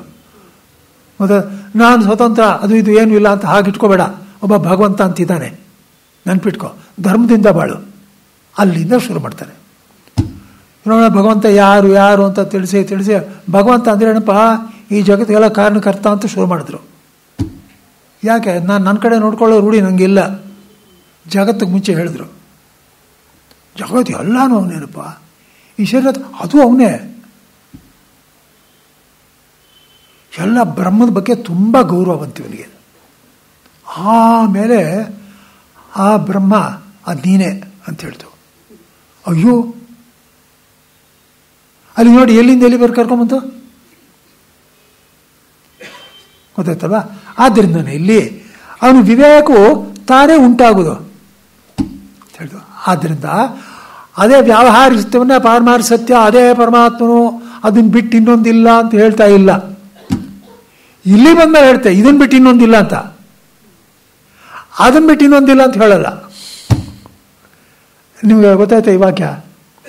ವಿಕಾರ ವ್ಯವಹಾರದಿಂದ ಕೊಡಿರೋ ಜಗತ್ತನ್ನು ನೋಡಿಬಿಟ್ಟು ಅದು ಆತ್ಮನೇ ತಾನೆ, ಅದನ್ನು ಆತ್ಮನು ಅಂತ ಹೇಳಿ ಒಪ್ಕೊಂಡ್ಮೇಲೆ ನೋಡು ಇದನ್ನು ತಿಳ್ಕೊಂಡ್ರೆ ಆಯಿತು, ಇನ್ನೇನು ಬೇರೆ ಇಲ್ವೇ ಇಲ್ಲ ಅಂತ ಹೇಳೋಕ್ಕಾಗಲ್ಲ, ತಪ್ಪದು ವಾಕ್ಯ. ಆದರೆ ಇಲ್ಲಿರೋದನ್ನ ನಾನು ಆತ್ಮನು, ನಾನು ತುರಿಯಾತ್ಮನು ಅಂತ ತಿಳ್ಕೊಂಡ್ರೆ ಅವಾಗ ಅದು ಇದೆ ಅಂತ ಗೊತ್ತಾಗುತ್ತೆ. ಅಲ್ಲಿ ಏನಾಯಿತು, ಪುನಃ ಅದೇ ಅನನ್ಯತ್ವ. ಆ ಜಗತ್ತನ್ನು ನನಗಿಂತ ಬೇರೆ ಅಲ್ಲ, ಆದರೆ ನಾನು ಅದಕ್ಕಿಂತ ಬೇರೆ. ಅದಕ್ಕೋಸ್ಕರ ನಾನು ಅದನ್ನೇ ತಿಳ್ಕೊಂಡ್ಬಿಟ್ಟೆ ಅಂದರೆ ಮುಗೀತು ಅಂತ ಅಲ್ಲ. ಅನಾತ್ಮವನ್ನೇ ತಿಳ್ಕೋಬೇಕು, ಆತ್ಮವನ್ನೂ ತಿಳ್ಕೋಬೇಕು. ಅದೇನು ತಿಳ್ಕೋಬೇಕು? ಅನಾತ್ಮವು ಆತ್ಮನೇ ಅಂತ ತಿಳ್ಕೋಬೇಕು. ಆ ಆತ್ಮನನ್ನು ಅನಾತ್ಮ ಅಂತ ತಿಳ್ಕೋಬಾರ್ದು. ಗೊತ್ತಾಯ್ತಲ್ಲ? ಯಾತಕ್ಕೆ ಅಂತ ನೋಡಿ, ಚೆನ್ನಾಗಿ ಜ್ಞಾಪಕ ಇಡಿ. ತುರಿಯಾತ್ಮನು ಅಂದ್ರೆ ಏನು? ಯಾವುದು ವ್ಯವಹಾರ ಇಲ್ದಂತಾನೆ, ಯಾವ ವಿಕಾರವೂ ಇಲ್ದಂತಾನೆ, ಸರ್ವತ್ರ ಅವನೇ ಇರುತ್ತಾನೆ ಅಂತ ಹೇಳಿದ ಕೂಡಲೇ ರಾಗದ್ವೇಷಗಳು, ಸಂಸಾರ, ಕಾಮ, ಕ್ರೋಧ, ಲೋಭ, ಮೋಹ, ಮದ, ಮತ್ಸರ್ಯ ಎಲ್ಲ ಸರ್ವನಾಶವಾಯ್ತೋ ಇಲ್ವೋ? ಎಲ್ಲ ಬರೋದು ದ್ವೈತದಿಂದ ತಾನೇ ಬರೋದು. ಆದ್ದರಿಂದ ನಿನಗೆ ನಿಜವಾದ ಮೋಕ್ಷ ಬೇಕು ಅಂದರೆ ಇದೊಂದು, ಈ ಜ್ಞಾನ ಒಂದೇ ಗತಿ, ಬೇರೆ ಇಲ್ಲ. ಗೊತ್ತಾ? ಆ ಪರಮಾರ್ಥತ್ವನ್ನ ಕ್ರಮೇಣ ತಿಳಿಸೋಣ ಅಂತಂದ್ಬಿಟ್ಟು ಹೇಳ್ತಾ ಇದೆ. ಗೊತ್ತಾ? ಅನಾತ್ಮವನ್ನು ಯಾವ್ದಕ್ಕೆ ತಿಳ್ಕೋಬೇಕು ಅಂದ್ರೆ ಅದರಲ್ಲಿರೋ ದೋಷ ಗೊತ್ತಾದ್ರೆ ಅದರಿಂದ ಬಿಡುಗಡೆ ಸಿಗುತ್ತೆ. ಹೌದು, ಇವಾಗ ನಿಜ. ಅದರಲ್ಲಿ ತಿಳ್ಕೊಂಡ್ಮೇಲೇನು, ತಿಳ್ಕೊಂಡ್ಮೇಲೆ ದೋಷನೇ ಇಲ್ವಲ್ಲ. ಅಲ್ಲಿಗೆ ನಾವು ದೋಷ ಇದೆ ಅಂತ ಒಪ್ಕೊಂಡ್ರೆ ಅದು ತಿಳ್ಕೊಳಕ್ ಆಗೋದೇ ಇಲ್ಲ.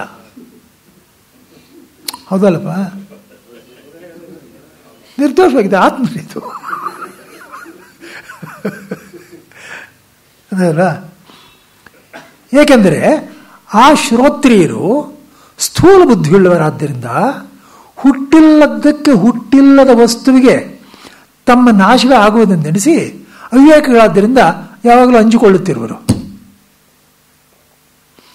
ಎತ್ಕೊಳ್ತಾ ಆತ್ಮ ಅಂತ ಹೇಳ್ಬಿಟ್ರೆ ಅಯ್ಯೋ ಅಯ್ಯೋ ಆಮೇಲೆ ನಾನು ಸತ್ತೇ ಹೋಗ್ತೀನಿ, ಏನು ಇಲ್ವೇ ಇಲ್ಲ ನಾನು, ಅಯ್ಯೋ ಬೇಡಪ್ಪ, ಅಷ್ಟೊಂದು ಬೇಡಪ್ಪ, ನಮಗೆ ಇದೇನು ಚೆನ್ನಾಗಿದೆಯಪ್ಪ, ಧರ್ಮ ಬೆಳೆದ್ರೆ ಚೆನ್ನಾಗಿದೆ, ಎಲ್ಲ ಎಷ್ಟು ಹಿತವಾಗಿದೆ ನೋಡಿ. ಏನೋ ಪೂಜೆ ಅದು ಮಾಡೋದು ಚೆನ್ನಾಗಿ ನಂಗ್ತಾ ಇರೋದು, ಊಟ ಮಾಡೋದು ಎಲ್ಲ ಧರ್ಮದಿಂದಲೂ ಇರೋದು, ದೇವ್ರ ನಮಸ್ಕಾರನೂ ಆಗ್ತಾ ಇರೋದು, ಎಲ್ಲ ಚೆನ್ನಾಗಿದೆಯಲ್ಲ, ಏನು ಇದನ್ನು ಬಿಟ್ಟು ಹೋಗೋದಕ್ಕೆ? ಗೊತ್ತಾಯ್ತು ಇಲ್ಲ? ಆದ್ದರಿಂದ ಅವರೇನು ಮಾಡ್ತಾರೆ, ಅಲ್ಲಿ ಏನೂ ಇಲ್ಲ ಅಂದರೆ ಬೇಡ ಅಂತಾರೆ, ಹೆದರಿ ಬಿಡ್ತಾರೆ, ಹಂಚಿಕೊಳ್ಳುತ್ತಿರೋರು. ಆದ್ದರಿಂದ ಇದು ಐಕ್ಯವನ್ನು ಒಂದನ್ನೇ ಇದೆ ಅಂತ ತಿಳಿಸೋದಕ್ಕೋಸ್ಕರ ಅಲ್ಲಿ ಬಂದಿದೆ. ಅಲ್ಲಿ ಏನು ಗೊತ್ತಂತ ತಮಾಷೆ, ಆ ಭಗವಂತನ ಲೀಲೆ ನೋಡಿ.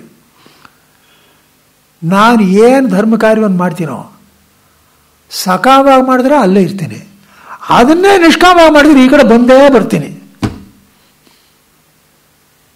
ಈ ಕಡೆ ಬಂದೇ ಬರ್ತೀನಿ ಅಂದರೆ ನಾನು ನಿಷ್ಕಾಮವಾಗಿ ಮಾಡೋದೊಂದೇ ನನ್ನ ಕೆಲಸ. ಆ ಭಗವಂತ ಆಮೇಲೆ ನನ್ನ ಅವನು ತಳ್ಳಿಬಿಡ್ತಾನೆ, ಹೋಗಿಲ್ಲ ಆಚೆ, ನೀನು ಇಲ್ಲಿ ಬಂದ್ಬಿಡು, ಅಲ್ಲಿರ್ಬೇಡ ಅಂತ. ಆದ್ದರಿಂದ ಭಗವಂತನ ಶರಣಾಗಿ ನಿಷ್ಕಾಮ ಕರ್ಮ ಮಾಡೋದೇ ಎಲ್ಲರೂ ಮಾಡಬೇಕಂತ ಗೊತ್ತಾಯ್ತಲ್ಲ. ಅಲ್ಲಿಗೆ ಇದು ಸ್ಪಷ್ಟವಾಗುತ್ತಾಯ್ತು ನೋಡಿ. ತಾತ್ಪರ್ಯ ಏನು ಅಂದರೆ, ಇಲ್ಲಿ ಏನು ಮುಂಚೆ ಹೇಳಿದೆಲ್ಲ ಎಲ್ಲ ಹುಟ್ಟಿತು ಮಾಡ್ತು, ಜಗತ್ತು ಹೀಗಿದೆ ಹಾಗಿದೆ ಅಂತ ಪೂಜೆ ಮಾಡುವಂತೆಲ್ಲ ಹೇಳ್ತಾರ, ಅದನ್ನ ಇಟ್ಕೊಂಡು ಮಾಡ್ತಾ ಇದ್ದರೆ ಕಾಲಕ್ರಮದಲ್ಲಿ ಏಕತ್ವ ಗೊತ್ತಾಗುತ್ತೆ. ಅದಕ್ಕೋಸ್ಕರ ಏಕತ್ವ ಗೊತ್ತಾದ್ಮೇಲೆ ಅವನಿಗೆ ಗೊತ್ತಾಗುತ್ತೆ ಇದು ಬರೀ ಇದಲ್ಲ, ಆತ್ಮನೊಬ್ಬನೇ ಇರೋದು, ಆತ್ಮಂತ ಬೇರೆ ಒಂದು ಇರುತ್ತೆ, ಅವನಿಗೆ ಗೊತ್ತಾಗುತ್ತೆ. ಗೊತ್ತಾಯ್ತಾ ಅಂತ ಹೇಳಿದ್ರು. ಹೇಳಿ ಶಂಕರಾಚಾರ್ಯ ಉತ್ತರ ಕೊಟ್ಟಿದ್ದಾರೆ ಸ್ವಾಮಿಗಳು. ಯಾವುದಕ್ಕೆ? ದ್ವೈತಿಗಳ ಆಕ್ಷೇಪ, ನಾನು ದುಃಖಿ, ಇವಾಗ ಸಂಸಾರ ಬಂಧದ ಮೇಲೆ ಸಿಗಾಕೊಂಡಿದ್ದೇನೆ, ಇದೆಲ್ಲ ಇದೆ ನನಗೆ. ಆದರೆ ಬ್ರಹ್ಮ ಶುದ್ಧ ಚೈತನ್ಯ ಸ್ವರೂಪ, ನಾನು ಈ ದುಃಖಿ ಆಗಿರುವ ನಾನೇ ಅವನು ಅಂದ್ಬಿಟ್ರೆ ಹಾ. ಅಪಚಾರ ಮಾಡಿದಾಗ ಆಗುತ್ತೆ ಖಂಡಿತವಾಗ್ಲು ಅದ್ ಮಾಡಬಾರ್ದು. ಆದ್ರಿಂದ ನಾನು ಅಲ್ಪನಾಗೆ ಉಳ್ಕೊಂಡು ಅವನಿಗೆ ಪೂಜೆ ಪುನಸ್ಕಾರ ಎಲ್ಲ ಮಾಡಿದ್ರೆ ಮೋಕ್ಷ ಸಿಗುತ್ತೆ ಅಂತ ದ್ವೈತಗಳು ಹೇಳೋದು. ಹೌದು, ಇದು ತಪ್ಪು ಅಂತ ಶಂಕರಾಚಾರ್ಯ ತೋರಿಸಿದ್ದಾರೆ. ಅದೇ ಅದೇ ಅದೇ ಗೊತ್ತಾಯ್ತು ಗೊತ್ತಾಯ್ತು. ಹೇಳಿ. ಅಜಾತೆ ಸ್ತ್ರಸತಾಂ ತೇಷಾಂ ಉಪಲಂಭಾದ್ವಿಯಂತಿಯೇ ಜಾತಿ ದೋಷಾನ ಸೇತ್ಸ್ಯಂತಿ ದೋಷೋಪ್ಯಲ್ಪೋ ಭವಿಷ್ಯತಿ. ನೋಡಿ ಎಷ್ಟು ಹೀಗೆ ಯಾರು ವಸ್ತುವನ್ನು ಕಾಣುವುದರಿಂದಲೂ ವರ್ಣಾಶ್ರಮ ಧರ್ಮಗಳನ್ನು ಆಚರಿಸುವುದರಿಂದಲೂ ಅಜಾತಿಗೆ ಹುಟ್ಟಿಲ್ಲದ ವಸ್ತುವಿಗೆ ಅಂಜಿಕೊಂಡು ದ್ವೈತ ವಸ್ತು ಇದೆ ಎಂದು ತನಗೆರಡನೆಯಲ್ಲಿದ್ದ ಆತ್ಮನಿಂದ ತಪ್ಪಿ ಹೋಗುತ್ತಿರುವರೋ, ಅದಕ್ಕೆ ವಿರುದ್ಧವಾಗಿ ಹೋಗುತ್ತಿರುವರೋ, ದ್ವೈತವನ್ನು ನಿಜವನ್ನು ತಿಳಿಯುತ್ತಿರುವರೋ ಅಂಥವರು ಹುಟ್ಟಿಲ್ಲದಕ್ಕೆ ಹೆದರುವ ಶ್ರದ್ಧೆಯುಳ್ಳ ಸನ್ಮಾರ್ಗವನ್ನು ಅವಲಂಬಿಸುವ ಅಂಥವರಿಗೆ ಜಾತಿ ದೋಷಗಳು ಅಂದ್ರೇನು, ಹುಟ್ಟನ್ನು ನಿಜವೆಂದು ಅರಿಯುವುದರಿಂದ ದೋಷಗಳಾಗಿದೆಯಲ್ಲ ಅದು ಸಿದ್ಧಿಸುವುದಿಲ್ಲ, ಸಿದ್ಧಿಯನ್ನು ಹೊಂದುವುದಿಲ್ಲ. ಏಕೆಂದರೆ ವಿವೇಕದ ಮಾರ್ಗದಲ್ಲಿ ಹೊರಟಿರುತ್ತಾರೆ. ಒಂದಿಷ್ಟು ದೋಷವೇನೋ ಆಗೋದಾದರೂ ಸರಿಯಾದ ಜ್ಞಾನವನ್ನು ಪಡೆದುಕೊಳ್ಳದಿರುವ ಕಾರಣದಿಂದ ಆ ದೋಷವು ಸ್ವಲ್ಪವೇ ಆಗುವುದು. ನೋಡಿ ಹೇಗಿದೆ.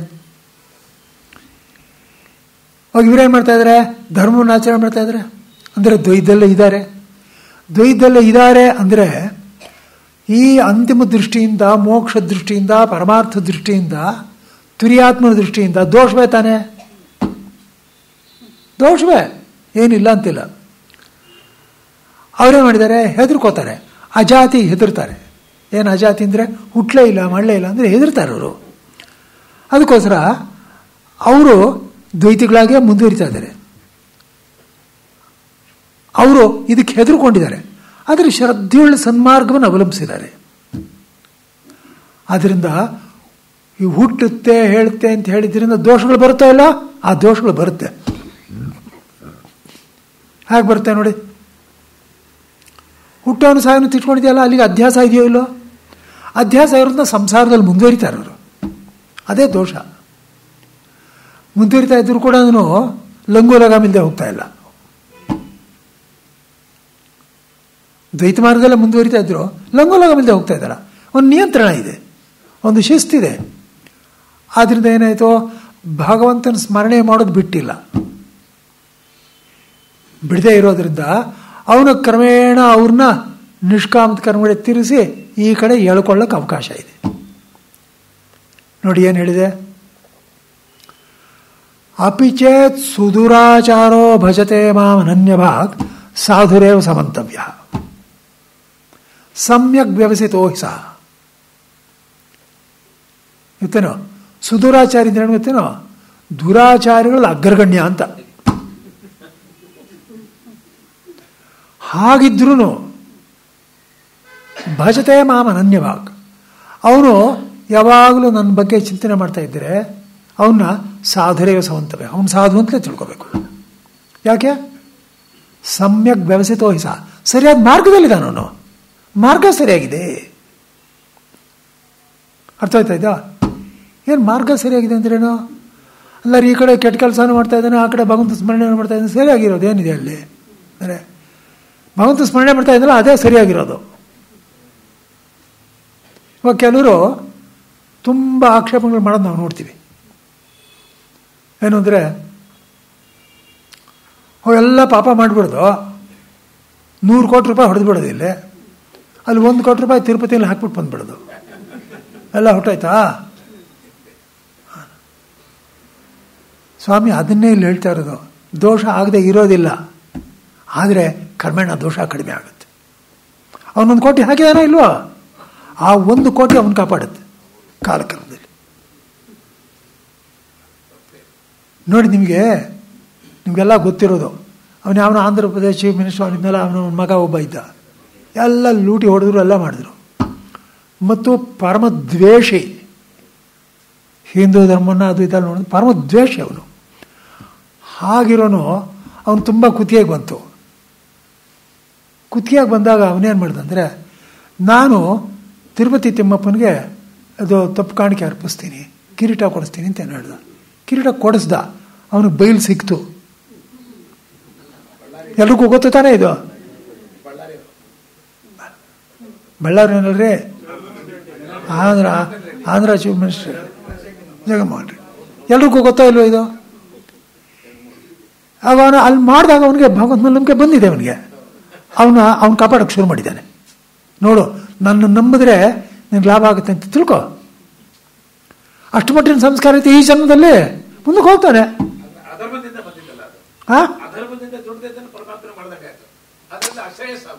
ಅಲ್ಲಪ್ಪ, ಅಧರ್ಮದಾಗ ಮಾಡಿರೋದು ದಿಟ ಆದರೂ ಕೂಡ ನಾನು ಮಾಡಿದಾನಲ್ಲ, ಅದನ್ನ ಇಟ್ಕೊಳ್ಳಿ. ನೀವು ಲೋಟದಲ್ಲಿ ಅರ್ಧ ನೀರು ಇಟ್ಬಿಟ್ಟು ಅರ್ಧನೇ ಇರೋದು ಅಂತ ಅಳೋದು ಸರಿಯೇ, ಅರ್ಧ ಇದೆಯಲ್ಲ ಅಂತ ಸಂತೋಷ ಪಡೋದು ಸರಿಯೇ. ಯಾವ್ದು ಬೇಕು ನಿಮಗೆ ಅಂತ. ಅದಕ್ಕೋಸ್ಕರ ಹಾಗೆ ನೋಡಬೇಕು. ಭಗವಂತ ನೋಡೋದು ಹಾಗೆ. ಇಷ್ಟು ಮಾಡಿದ್ದಾನಲ್ಲ, ಆಗಲಿ, ಒಳ್ಳೇದೇ. ಗೊತ್ತಾಯ್ತ? ಹಾಕಿದ್ದು ತಪ್ಪು ಕಾಣಿಕೆಯಾಗಿ ಹಾಕಿದಾನೆ ವಿನಃ ಇನ್ನೊಂದು 100 ಕೋಟಿ ತನಗೆ ಅದೇ ರೀತಿ ಬರಲಿ ಅಂತ ಇದಿಲ್ಲ ಅಂತ ಕಾಣಿಸುತ್ತೆ. ಇಲ್ಲ, ಖಂಡಿತವಾಗ್ಲೂ ಅಲ್ಲ, ನಿಜವಾದ ಮಾತು. ಅದು ನೋಡಿ, ಅದು ಇರೋದು. ಗೊತ್ತಾಯ್ತಾ? ಯಾಕೆಂದ್ರೆ ಇನ್ನೊಂದು ಕೋಟಿ ಅಲ್ಲಿಗೆ ಭಗವಂತ ಏನು ಅಪ್ರಯೋಜಕ ಅಂತ ಹೋಗುತ್ತೆ. ನಂಗೊಂದು ಕೋಟಿ ಕೊಟ್ರೆ ಇನ್ನೊಂದು ಕೋಟಿ ನಂಗೆ ಕೋಟಿ ಕೊಡ್ತಾನಲ್ಲ, ಇನ್ನೊಂದು ಕೋಟಿ ತಗೊಂಡ್ರಲೆ ಅಂತ ಭಗವಂತ ಆ ಥರದವನಲ್ಲ. ಗೊತ್ತಾಯ್ತಾ? ಅವನು ಶ್ರದ್ಧೆಯಿಂದ ಅರ್ಪಣೆ ಮಾಡಿದ್ದಾನೆ ಅಂತ ಅಷ್ಟು ಸಾಕು, ಇಟ್ಕೋತಾನೆ. ನೋಡಿ, ಇಲ್ಲಿ ನೀವಿಲ್ಲೇ ತಿಳ್ಕೊಳ್ಳಿ, ಒಂದು ದೊಡ್ಡ ಪ್ರಶ್ನೆ ಬರುತ್ತೆ. ಇದೇನು ದುರಾಚಾರದಲ್ಲಿ ತಾನೇ ಭಗವಂತ ಸ್ಮರಣೆ ಮಾಡ್ತಾ ಇದ್ದಾರೆ, ಏನಿದು ಅರ್ಥ ಅಂದರೆ? ನೋಡಪ್ಪ, ನಿಜವಾಗ್ಲೂ ಹೀಗಾಗುತ್ತೆ. ಯಾಕೆಂದರೆ ರಾಗದ್ವೇಷಗಳನ್ನು ಕೊಲ್ಲೋದು ಬಹಳ ಕಷ್ಟ. ಅವನು ರಾಗದ್ವೇಷಗಳು ಬಂದಾಗ ಮೂರ್ಖನಂತೆ ನಡ್ಕೊಳ್ಳೋದು ಇದೆ, ಆಮೇಲೆ ಅಯ್ಯೋ ಹೀಗೆ ಮಾಡಿದಂತ ದುಃಖ ಪಡೋದು ಇದೆ, ಎರಡೂ ಇದೆ. ಆ ಎರಡನೇದು ಇದೆಯಲ್ಲ, ಅದನ್ನು ಕಾಪಾಡುತ್ತೆ. ಗೊತ್ತಾಗ್ತಾ ಇದೆಯಲ್ವಾ? ಇದಕ್ಕೆ ನೀವು 1000 ಉದಾಹರಣೆ ನೋಡ್ಬೋದು. ಇದಕ್ಕೆ ಎಷ್ಟು ಜನ ಕುಡುಕರು, ವ್ಯಭಿಚಾರಿಗಳು, ಏನೂ ಪ್ರಯೋಜನ ಇಲ್ಲದೆ ಇರೋರು. ಅಲ್ಲಿ ರಾಜಸ್ಥಾನದಲ್ಲಿ ಒಬ್ಬ ದೊಡ್ಡ ಮರ್ಡರರ್ ಗೂಂಡ, ಅವ್ನು ನೋಡಿದ್ರೆ ಎಲ್ಲರೂ ಸುತ್ತಮುತ್ತ ಹಳ್ಳಿಗಳೆಲ್ಲ ನಡುಗೋರು. ಹೌದಾ? ಮಹೇಶಾಂತಗಿರಿಗಳು ಅಂತ ಸನ್ಯಾಸಿಗಳಿದ್ದರು ಅವರು. ಅದು ಏನೋ ಬಂದು ಅವ್ರ ಸಂಪರ್ಕ ಬಂದು ಪೂರ್ತಿ ವ್ಯತ್ಯಾಸ ಆಗ್ಬಿಟ್ಟ, ಭಕ್ತ ಆಗ್ಬಿಟ್ಟ. ಆವಾಗಲೇ ಮಹೇಶಾಂತಗಿರಿ ತುಂಬ ದೊಡ್ಡವರಾಗಿತ್ತು. ಯಾತಕ್ಕೆ ಹೇಳ್ತೇನಿದ್ರೆ ಅದಿರುತ್ತೆ. ಆದ್ದರಿಂದ ಅಲ್ಲಿ ಇವನು ಸಾಧನ ಸೌಂತವ್ಯ ಹೇಗೆ ತಿಳ್ಕೋಬೇಕು ಅಂದರೆ, ನಂಗೊಂದು ದೃಷ್ಟಾಂತ ಜ್ಞಾಪಕ. ಸಮ್ಯಕ್ ವ್ಯವಸ್ಥಿತ ಹಿಸ ಅಂದರೆ ಅರ್ಥ ಏನು ಅಂತ ನೋಡಿ. ಇವಾಗ ಈ ಕಡೆ ಒಬ್ಬ ಇದ್ದಾನೆ, ಅವನು ಪರಮ ಭಕ್ತ, ಒಳ್ಳೆ ಸದಾಚಾರದಲ್ಲೂ ಇದ್ದಾನೆ. ಈ ಕಡೆ ಒಬ್ಬ ಇದ್ದಾನೆ, ಅವನಿಗೇನು ಭಗವಂತನ ನಂಬಿಕೆನೂ ಇಲ್ಲ, ಏನೂ ಇಲ್ಲ, ಅವನು ದುರಾಚಾರದಲ್ಲೂ ಇದ್ದಾನೆ. ಇವಾಗ ಇವ್ರ ಬಗ್ಗೆ ಚರ್ಚೆ ಏನು ಬೇಕಾಗೇ ಇಲ್ಲ. ಇವನು ಹೋಪ್ಲೆಸ್ಸು, ಉತ್ತಮ, ಇವನೇ ಸರಿಯಾಗಿ. ಇವಾಗ ಇದಲ್ಲ, ಇಲ್ಲೊಂದು ಸ್ವಲ್ಪ ಇಲ್ಲಿಗೆ ಬನ್ನಿ, ಇಲ್ಲೊಂದು ಸ್ವಲ್ಪ ಇಲ್ಲಿಗೆ ಬನ್ನಿ. ಇವನು ಭಗವಂತನಲ್ಲಿ ಭಕ್ತಿ ಇದೆ, ದುರಾಚಾರದಲ್ಲಿದ್ದಾನೆ. ಇಲ್ಲಿ ಭಗವಂತನ ಭಕ್ತಿ ಇಲ್ಲ, ಸದಾಚಾರದಲ್ಲಿದ್ದಾನೆ. ನಿಮ್ಗೆ ಅರ್ಥ ಆಯ್ತಾ? ಭಗವಂತನಲ್ಲಿ ಭಕ್ತಿ ಇಲ್ಲದೆ ಸದಾಚಾರದಲ್ಲಿರೋರು ಅನೇಕರಿದ್ದಾರೆ. ಅವ್ರನ್ನವ್ರು ಸದಾಚಾರ ಕಾಪಾಡ್ತಾ ಅಂತ ತಿಳ್ಕೊಬೇಡಿ, ಖಂಡಿತವಾಗ್ಲೂ ಕಾಪಾಡೋಲ್ಲ. ಆದ್ರೆ ಇಲ್ಲಿದ್ದಾನಲ್ಲ, ಅವನು ಸದಾಚಾರದಲ್ಲಿ ಇಲ್ಲ, ಭಗವಂತನಲ್ಲಿ ಭಕ್ತಿ ಇದೆ, ಆ ಭಕ್ತಿಯನ್ನು ಕಾಪಾಡುತ್ತೆ. ನಿಮ್ಗೆ ಗೊತ್ತಾಯ್ತಾ? ಯಾಕೆ? ಅದಕ್ಕೋಸ್ಕರ ಹೇಳಿರೋದು. ಭಗವಂತ ಏನು ಹೇಳಿರೋದು ಅಂದರೆ,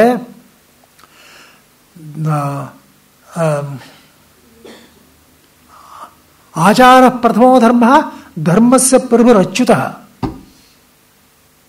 ಬರೀ ಸದಾಚಾರ ಇಟ್ಕೊಂಡಿದ್ರೆ ಸಾಲದು, ಆ ಸದಾಚಾರಕ್ಕೆ ಪ್ರಭುವಾಗಿರ್ತಕ್ಕಂಥ ಅವನ್ನ ಇಟ್ಕೋಬೇಕು. ಇಲ್ಲಿ ಅದರ ಸದಾಚಾರ ಅನ್ನೋದೇನು ಗೊತ್ತೇನೋ, ಒಳ್ಳೆ ನವರಾಗ ಮಾತಾಡೋದ್ರಲ್ಲಿ ಇರುತ್ತಷ್ಟೇ. ಅವ್ನು ನಿಜವಾಗ್ಲೂ ಸದಾಚಾರವಾಗಿ ಇರೋಲ್ಲ. ಸ್ವಲ್ಪ ಸಮಸ್ಯೆ ಬಂದರೆ ಗೊತ್ತಾಗುತ್ತೆ ಅವನಿಗೆ, ಪಡಿತಾನೆ ಪಲ್ಟಿ ಹೊಡಿತಾನೆ, ಈ ಕಡೆ ಬಂದ್ಬಿಡ್ತಾನೆ. ಆದ್ದರಿಂದ ಇವನು ಸರಿಯಾದ ಮಾರ್ಗದಲ್ಲಿದ್ದಾನೆ, ಈ ಕಡೆ ಬರ್ತಾ ಇದ್ದಾನೆ. ಇವನು ಸರಿಯಾದ ಮಾರ್ಗದಲ್ಲಿಲ್ಲ, ಕೆಡ್ತಾ ಇದ್ದಾನೆ. ಆದ್ದರಿಂದ ಸದಾಚಾರ ಬೇಕು, ಇಲ್ಲ ಅಂತ ಹೇಳ್ತಾ ಇಲ್ಲ. ಆದರೆ ಸದಾಚಾರಕ್ಕಿಂತಲೂ ಪ್ರಧಾನವಾಗಿ ಭಕ್ತಿ ಇರಬೇಕು. ಗೊತ್ತಾಯ್ತಲ್ಲ, ಆವಾಗಲೇ ಉದ್ಧಾರ ಆಗೋದು. ಆದ್ದರಿಂದ ಇಲ್ಲ, ಅದೇ ಹೇಳ್ತಾ ಇರೋದು. ಏನಪ್ಪ ಸಂಸ್ಕೃತದಲ್ಲಿ ನನ್ನ ವಿಚಾರಗಳು ಬೇಕಾದಷ್ಟಿದೆ, ಆದರೆ ಇದು ದೈವಿಕ ಸಾಮರ್ಥ್ಯ ಅಂತ ವಿಚಾರ ಇವಾಗಿಲ್ಲ ನೋಡಿ. ಅದಕ್ಕೋಸ್ಕರ ಇಲ್ಲಿ ದೋಷ ಆಗೋದು ದಿಟ. ಏನು ದೋಷ ಆಗೋದು? ಅವನು ದ್ವೈತದಲ್ಲಿದ್ದಾನೋ ಇಲ್ಲೋ, ದ್ವೈತದಲ್ಲಿರೋದ್ರಿಂದ ಅವನು ಸಾಯ್ತಾನೆ, ತಿರುಗಿ ಹುಟ್ಟುತ್ತಾನೆ, ಹಾಗೆ ಮುಂದುವರಿತಾ ಇರ್ತಾನೆ. ಯಾವಾಗಲೂ ಒಂದು ಕಡೆ ಈ ಕಡೆ ತಿರುಗ್ತಾನೆ. ಗೊತ್ತಾಯ್ತಲ್ಲ? ಆದ್ದರಿಂದ ದೋಷ ಅನ್ನೋದು ಇದೆ. ಆದರೆ ಒಂದಿಷ್ಟು ದೋಷವೇನೋ ಆಗೋದಾದರೂ ಸರಿಯಾದ ಜ್ಞಾನವನ್ನು ಪಡೆದುಕೊಳ್ಳದಿರುವ ಕಾರಣದಿಂದ ಆ ದೋಷ ಸ್ವಲ್ಪವೇ ಆಗೋದು, ಜಾಸ್ತಿ ಆಗೋದಿಲ್ಲ. ಗೊತ್ತಾಯ್ತಲ್ಲ? ಮುಂದಕ್ಕೆ ನೋಡಿ. ಒಂದು ಆಕ್ಷೇಪ, ವಸ್ತುವನ್ನು ಕಾಣುವುದು, ಅದನ್ನು ಕರ್ಮಕ್ಕೆ ಉಪಯೋಗಿಸಿಕೊಳ್ಳುವುದು, ಇವು ಪ್ರಮಾಣವಾಗಿರುವುದರಿಂದ ದ್ವೈತ ವಸ್ತು ಇದ್ದೇ ಇದೆ ಎನ್ನಬೇಕಲ್ಲವೇ? ಪ್ರಮಾಣ ನೋಡಿಪ್ಪ, ಪ್ರಮಾಣ ಅಂದ್ರೇನಪ್ಪ ಅಂದರೆ, ಮಾನ ಅಂದರೆ ಅಳಿಯೋದು, ಪ್ರ ಅಂದರೆ ಪ್ರಕರ್ಷವಾಗಿ ಚೆನ್ನಾಗಿ ಅಂತ, ಚೆನ್ನಾಗಿ ಅಳೆದು ತೀರ್ಮಾನ ಮಾಡೋದು, ಇದು ಹೀಗಿದೆ ಅಂತ. ಗೊತ್ತಾ? ಇವಾಗ ನಾನು ಈ ಕಿಟಕಿ ಹೀಗಿದೆ ಅಂತ ಅನ್ನೋದು ಹೇಗೆ ಗೊತ್ತಾಯ್ತು ನನಗೆ? ಪ್ರತ್ಯಕ್ಷ ಪ್ರಮಾಣದಿಂದ ಗೊತ್ತಾಯ್ತು. ಹೌದಾನೆ? ಆಮೇಲೆ ಏನು ಮಾಡಿದೇನೋ ಅದನ್ನು ಕರ್ಮಕ್ಕೂ ಉಪಯೋಗಿಸ್ತೀನಿ. ಬೇಡ, ಒಳ್ಳೆ ಸತ್ಕರ್ಮ ಇಟ್ಕೊಳ್ಳಿ, ಇದೇನೋ ಬರೀ ನಮ್ಮ ಸ್ವಾರ್ಥಕ್ಕೋಸ್ಕರ ಅಂತಾಯಿತು. ನನಗೆ ಇದು ಶಾಲಗ್ರಾಮ ಅಂತ ಗೊತ್ತಾಯಿತು. ಆಮೇಲೆ ಅದನ್ನ ಇಟ್ಕೊಂಡು ನಾನು ಪೂಜೆ ಮಾಡೋಕ್ಕೆ ಹೊರಟಿದ್ದೀನಿ. ಹೌದಾನೆ? ಕರ್ಮಕ್ಕೆ ಉಪಯೋಗಿಸ್ತಾ ಇದ್ದೀನಿ. ಇದು ಪ್ರಮಾಣ ತಾನೆ. ಅದು ಮುಂಚೆ ಶಾಲಗ್ರಾಮ ಅಂತ ತಿಳ್ಕೊಳ್ಳೋದು ಪ್ರತ್ಯಕ್ಷ ಪ್ರಮಾಣ. ನೀನು ಈ ರೀತಿ ಪೂಜೆ ಮಾಡಿದ್ರೆ ನಿನಗೆ ಒಳ್ಳೆಯದಾಗುತ್ತೆ ಅಂತ ಹೇಳೋದು ಶಾಸ್ತ್ರ ಪ್ರಮಾಣ. ಆದ್ದರಿಂದ ಎಲ್ಲ ಪ್ರಮಾಣಗಳನ್ನು ಇಟ್ಕೊಂಡು ನಾನು ವ್ಯವಹಾರ ಮಾಡ್ತಾ ಇದ್ದೀನಿ. ವ್ಯವಹಾರ ಮಾಡ್ತಾ ಇರುವಾಗ ಅದ್ವೈತಾನೇ ಇಲ್ಲದೆ ಇದ್ದರೆ ಏನ್ರಿ ಅರ್ಥ? ಅದಕ್ಕೆ ಪ್ರಮಾಣ ಅಂದರೆ ಏನು? ಅಲ್ಲಿಗೆ ಪ್ರಮಾಣ ಅಂದರೆ ಸರಿಯಾಗಿ ಚೆನ್ನಾಗಿ ತಿಳ್ಕೊಳ್ಳೋದು ಅಂತಲ್ವೇ? ಆಯ್ತಲ್ಲ, ಶಾಸ್ತ್ರ ಪ್ರಮಾಣ ಇದೆ, ಬೇರೆ ಬೇರೆ ಪ್ರಮಾಣಗಳಿವೆ, ತಿಳ್ಕೊಳ್ತಾ ಇದ್ದೀನಿ ನಾನು. ಆದ್ದರಿಂದ ಅವೆಲ್ಲ ಇರಬೇಕು. ಗೊತ್ತಾಯ್ತಲ್ಲ? ನೋಡಿ, ಇವಾಗ ಇದೇ ಪ್ರಶ್ನೆನ ನಾವು ಯಾವುದೋ ಒಂದು ಉಪಾಸನಾ ಕಾಂಡದಲ್ಲಿ ಕೇಳಿದ್ದಿದ್ರೆ ಅದಕ್ಕೊಂದು ಉತ್ತರ ಬಂದಿರೋದು, ಹೌದಪ್ಪ ನಿಜವೇ ಅದು ಪ್ರಮಾಣಗಳು, ಶಾಸ್ತ್ರ ಬಿಡಬೇಡ, ಹಾಗೆ ಮುಂದುವರಿ ಅಂತ ಅಲ್ಲಿ ಹೇಳ್ತೀವಿ. ಇದೇ ಆಕ್ಷೇಪಕ್ಕೆ ತುರಿಯಾತ್ಮನ ತಿಳಿಸೋ ಸಂದರ್ಭದಲ್ಲಿ ಏನು ಹೇಳ್ತೀವಿ? ಅದು ಉಲ್ಟಾ ಹೇಳ್ತೀವಿ. ಏನ್ರಿ ಪ್ರತಿಯೊಬ್ಬರು ಅರ್ಥ ಆಯ್ತಾನೆ ಹೇಳಿದ ಪಾಯಿಂಟ್? ಇಲ್ಲಿ ಪ್ರಶ್ನೆ ಏನು? ಶಾಲಿಗ್ರಾಮ ಪ್ರತ್ಯಕ್ಷವಾಗಿ ನೋಡಿದೆ, ಅದನ್ನು ಪೂಜೆ ಮಾಡಿದ್ರೆ ನೀವು ಒಳ್ಳೇದಾಗುತ್ತೆ ಅಂತ ಶಾಸ್ತ್ರ ಹೇಳಿದೆ, ಶಾಸ್ತ್ರ ಪ್ರಮಾಣ ಇಟ್ಕೊಂಡು ನಾನು ವ್ಯವಹಾರ ಮಾಡ್ತಾ ಇದ್ದೀನಿ. ದೋಷ ಅಂದ್ರೆ ಏನ್ರಿ ಅರ್ಥ? ಅಂದರೆ ಸುಮ್ಮನೆ ಇರೋ, ಯಾರು ಹೇಳಿದ್ ಕೇಳ್ಕೊಬೇಡ, ಸರಿಯಾದ ಲಕ್ಷಣ ಪೂಜೆ ಮಾಡ್ಕೊಂಡು ಹೋಗ್ತಾ ಇರೋ, ಭಗವಂತ ಒಳ್ಳೇದು ಮಾಡ್ತಾನೆ ಅಂತ ತಾನೇ ಹೇಳ್ತೀವಿ ನಾವು. ನೀನು ತಿಳ್ಕೊಳ್ಳೋದು ಸರಿಯಾಗಿದೆ, ಏನು ಶಾಸ್ತ್ರ ಏನು ಬಿಟ್ಟು ಐತೆ ಅಂತ ಹೇಳ್ತೀವಿ. ಇವಾಗ ಇಲ್ಲೇನು ಸಂದರ್ಭ? ತುರಿಯಾತ್ಮನ ಸರಿಯಾಗಿ ತಿಳಿಸೋದು ಸಂದರ್ಭ. ತುರಿಯಾತ್ಮ ದ್ವೈತ ಇದೆಯಾ? ಶಾಲಿಗ್ರಾಮಗಳಿದೆಯಾ? ಕರ್ಮ ಇದೆಯಾ? ಏನೂ ಇಲ್ವಲ್ಲ. ಅದಕ್ಕೋಸ್ಕರ ಇಲ್ಲಿ ಪರಿಹಾರ ಏನು? ಹಾಗಲ್ಲ. ಏಕೆಂದರೆ ಕಾಣುವುದು, ಕೆಲಸಕ್ಕೆ ಉಪಯೋಗಿಸುವುದು ಇವು ಬೇರೆ ಕಡೆಯಲ್ಲೂ ಇರುತ್ತವೆ. ಅದ್ರೇನು? ಅಸದ್ವಿಷಯಗಳಲ್ಲೂ ಇರುತ್ತೆ. ಸದ್ವಸ್ತುವಲ್ಲೇ ಇರಬೇಕು ಅಂತ ಏನೂ ಇಲ್ಲ. ಅಯ್ಯೋ ಹಾಗೆ ನೋಡು, ಹೇಳಿ. ಉಪಲಂಭಾತ್ ಸಮಾಚಾರಾತ್ ಮಾಯಾ ಹಸ್ತಿ ಯಥೋಚ್ಯತೆ. ಉಪಲಂಭಾತ್ ಸಮಾಚಾರಾತ್ ಅಸ್ತಿ ವಸ್ತು ತಥೋಚ್ಯತೆ. ನೋಡಪ್ಪ, ಮುಂಚೆ ಹೇಳ್ತಲ್ಲ, ಸದಾಚಾರ ಮತ್ತು ಸರಿಯಾಗಿ ತಿಳ್ಕೊಳ್ಳೋದು, ಉಪಲಂಭ ಸಮಾಚಾರ. ಇದು ಅಸದ್ವಸ್ತುನಲ್ಲೂ ಆಗುತ್ತೆ. ಎಲ್ಲಾಗುತ್ತೆ ರೀ ನೋಡಪ್ಪ, ಇವಾಗ ಮಾಯ ಆನೆ ಅಂದರೆ ಮಾಯಾವಿ ಆನೆ ತೋರಿಸ್ತಾ ಇದ್ದಾನೆ. ಅಲ್ಲಿ ಮಾಯಾವಿ ಆನೆ ತೋರಿಸ್ತಾ ಇದ್ದಾನೆ ಅಂದರೆ ಅಲ್ಲಿ ನಿಜವಾಗ್ಲೂ ಆನೆ ಇಲ್ಲ. ಅವನು ಆ ಕಡೆ ಹೋಗ್ತಾ ಇದ್ದಾಗೇನೆ ಅಲ್ಲಿ ಹೊರಟೋಗುತ್ತದೆ. ಅದಲ್ಲಪ್ಪ, ಅದು ಅಸತ್ತು ತಾನೆ. ಮುಂಚೆ ಇರಲಿಲ್ಲ, ಅವನು ಬಂದ ಆ ಮಟ್ಟಿಗೆ ಕಾಣಿಸ್ಕೊಳ್ತು. ಕಾಣ್ತಾ ಇದೆಯಲ್ಲ. ಆಮೇಲೆ ಅದನ್ನು ಕಟ್ಟೋಣ, ಹತ್ತಿಕೊಳ್ಳೋಣ ಮುಂತಾದ ಆನೆಗೆ ಸಂಬಂಧಪಟ್ಟ ಧರ್ಮಗಳಿಂದ ಕೂಡಿರುವ ವಿಷಯದಲ್ಲಿ ಆನೆಯಂತೆ ವ್ಯವಹರಿಸುತ್ತಾರೆ. ರೀ ಅದು ಬರ್ತಾ ಇದೆ ರೀ, ಓಡ್ರಿ. ಇಲ್ಲ ರೀ, ಆ ಕಡೆ ಹೋಗ್ತಾ ಇದೆ. ಇಲ್ಲ, ಅದನ್ನ ನೋಡಿ ಹಿಂಗೆ ಮುಟ್ಟು ನೋಡಿ ಸೊಂಡ್ಲು ನಮ್ಮದೇ ಆಗಿರ್ತಾ ಇದೆ. ಏನೋ ವ್ಯವಹಾರ ಮಾಡ್ತಾರೆ. ಹೌದಲ್ಲ, ಏನು ರೀ ಹಂಗೆ ತಂದ್ಬಿಟ್ರಿ ನೋಡಿ ಎಷ್ಟು ಚೆನ್ನಾಗಿದೆ ಅಂತ ಹೇಳ್ತಾ ಇರ್ತಾರೆ. ಅಲ್ಲಿಗೇನಾಯಿತು? ಉಪಲಂಭ ಅಂದರೆ ಅರಿವು ಇದೆ, ಮತ್ತು ವ್ಯವಹಾರ ಅಂದರೆ ಅದನ್ನು ತಡ್ಬೋದೋ ಅಥವಾ ಅದು ಓಡೋಗೋದೋ ಅದೂ ಇದೆ, ಅರಿವು ಇದೆ, ಆಮೇಲೆ ಆಚಾರವೂ ಇದೆ, ನಡವಳಿಕೆನೂ ಇದೆ. ಯಾವುದರಲ್ಲಿದೆ? ಅಸದ್ವಸ್ತುನಲ್ಲಿದೆಯಾ ಇಲ್ಲ? ಹಾಗೇನೇ ಇಲ್ಲಿ ಅಸತ್ತು ಅಂತ ತೀರ್ಮಾನವಾಗಿದೆಯಲ್ಲಪ್ಪ. ಆತ್ಮನ್ ಬಿಟ್ಟು ಏನೇನಿದೆಯೋ ಅದು ಅಸತ್ತು ಅಂತ ಹೇಳಿದ್ದೆ, ಆಯ್ತಾ ಇಲ್ಲ? ಇವಾಗ ನೋಡಿ ಹೇಗಿದೆ. ಆತ್ಮನ್ ಬಿಟ್ಟು ಅಂತ ಹೇಳಿದ್ರೆ ಅದು ಅಸತ್ತು. ಆತ್ಮನ್ ಬಿಟ್ಟಿಲ್ಲ ಅಂದರೆ ಆಮೇಲೆ ಅರಿವೂ ಇಲ್ಲ, ಸಮಾಚಾರವೂ ಇಲ್ಲ. ಅಂದ್ರೇನು? ಒಂದು ಆಚಾರ ವ್ಯವಹಾರ ಕರ್ಮ ಅಂತಲೂ ಇಲ್ಲ, ಇನ್ನೊಂದು ತಿಳ್ಕೋಬೇಕು ಅಂತಲೂ ಇಲ್ಲ. ನಿಮ್ಗೆ ಗೊತ್ತಾಗಲ್ಲ ಹೇಳಿದ ಪಾಯಿಂಟು? ನೋಡಿ ಏನು ಹೇಳ್ತೀನಿ. ನಾನು ಇನ್ನೊಂದು ಅಂತ ತಿಳ್ಕೊಳ್ತಾ ಇರುವಾಗ ಗೊತ್ತಾಯ್ತಾ, ಅಲ್ಲಿ ಅರಿವೂ ಇದೆ, ವ್ಯವಹಾರವೂ ಇದೆ. ಎಲ್ಲ ಆತ್ಮನೇ ಅಂತ ತಿಳ್ಕೊಂಡ್ಮೇಲೆ ತಿಳ್ಕೊಳ್ಳೋದು ಅನ್ನೋದು ಇಲ್ಲ, ಇನ್ನೊಂದು ವ್ಯವಹಾರವೂ ಇಲ್ಲ, ಶಾಸ್ತ್ರ ಪ್ರಮಾಣವೂ ಇಲ್ಲ, ಪ್ರತ್ಯಕ್ಷ ಪ್ರಮಾಣವೂ ಇಲ್ಲ. ಯಾಕೆ? ನನಗೆ ಜ್ಞಾತೃತ್ವ ಹೊರಟೋಯ್ತೋ, ನನ್ನ ಕರ್ತೃತ್ವ ಹೊರಟೋಯ್ತೋ, ನಾನು ತಿಳ್ಕೊಳ್ಳೋದೇನೋ ಮಾಡೋದೇನೋ. ಗೊತ್ತಾಯ್ತಾ? ಅಲ್ಲಿಗೇನು ತಿಳ್ಕೊಳ್ಳೋದು ಮಾಡೋದು ಅನ್ನೋದ್ರಿಂದ ಶುರು ಮಾಡಿಕೊಂಡು ತಿಳ್ಕೊಳ್ಳದೆ ಇರೋದು, ಕರ್ತೃತ್ವ ಇಲ್ಲದೆ ಇರತಕ್ಕಂಥ ತತ್ವವನ್ನು ತಿಳಿಸ್ಬೇಕಾದ್ರೆ ಇದನ್ನೆಲ್ಲ ಮಾಡಲೇಬೇಕು. ನೋಡಿ, ಒಂದೇ ಪ್ರಶ್ನೆಗೆ, ಒಂದೇ ಆಕ್ಷೇಪಕ್ಕೆ ಅಲ್ಲಿ ನಿಂತ್ಕೊಂಡು ಕೇಳಿದ್ರೆ ಒಂದು ಸಮಾಧಾನ, ಇಲ್ಲಿ ನಿಂತ್ಕೊಂಡು ಕೇಳಿದ್ರೆ ಇನ್ನೊಂದು ಸಮಾಧಾನ. ಯಾವನಿಗೆ ಏನು ಹೇಳಬೇಕೋ ಅದು ಹೇಳಬೇಕು. ಚೆನ್ನಾಗಿ ತಿಳ್ಕೊಳ್ಳಿ. ಸಂದರ್ಭ ಬಿಟ್ಬಿಟ್ಟು ಎಲ್ರಿಗೊಂದು ಅದ್ವೈತ ಹೇಳೋಕೆ ಹೋದ್ರೆ ಓಡೋಗ್ತಾರೆ. ಅಂದರೆ ಎಲ್ರಿಗೂ ದ್ವೈತ ಹೇಳಿದ್ರೆ ಇನ್ನೂ ಕೆಲವರು ಓಡೋಗ್ತಾರೆ. ಯಾರಿಗೆ ಯಾವ್ದು ಹೇಳಬೇಕು ಅನ್ನೋದು ಮುಖ್ಯ. ಅದಕ್ಕೋಸ್ಕರ ಇಲ್ಲಿ ಅಧಿಕಾರಿ ತಾರತಮ್ಯ ಇದೆ. ಅಧಿಕಾರ ಅಂತ ಹೇಳೋ ಶಾಸ್ತ್ರ ಯಾತಕ್ಕೋಸ್ಕರ ಹೇಳೋದು? ನಿನಗೆ ಅಧಿಕಾರ ಇದೆ, ಇದು ಮಾಡು, ಇದು ನಿನಗೆ ಅಧಿಕಾರ ಇಲ್ಲ, ಮಾಡಬೇಡ. ಗೊತ್ತಾಯ್ತಲ್ವಾ? ಆದ್ದರಿಂದ ಎಲ್ಲೆಲ್ಲಿ ಈ ಥರ ವಿರೋಧ ಬಂದಂತೆ ಕಾಣಿಸುತ್ತೋ, ಏನು ಎರಡು ಉತ್ತರಗಳು ಅಲ್ಲೊಂದು ಕೊಡ್ತಾ ಇದ್ರು, ಇಲ್ಲೊಂದು ಹೇಳ್ತಾ ಇದ್ದಾರೆ ಅಂದರೆ ಯಾರಿಗೆ ಹೇಳ್ತಾ ಇದ್ದಾರೆ ಅನ್ನೋದು ಮುಖ್ಯ. ಇವಾಗ ನೀವೇ ನೋಡಿ, ಯಾವುದೋ ಒಂದು ಮಗು ಜೋರಾಗಿ ಅಳ್ತಾ ಇರುತ್ತೆ. ಯಾಕೆ ಅಳ್ತಾ ಇರೋದು? ಅಲ್ಲಿ ವಡೆ ಮಾಡಿದ್ದಾರೆ, ನಾವು ಕೊಡಲೇ ಇಲ್ಲ.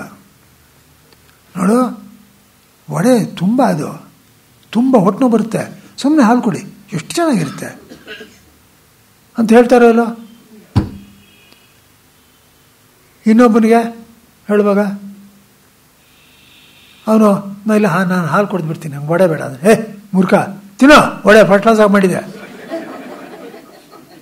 ಅಂತ ಹೇಳ್ತಾರೋ ಇಲ್ಲಪ್ಪ. ಏನರ್ಥ ಅದಕ್ಕೆ?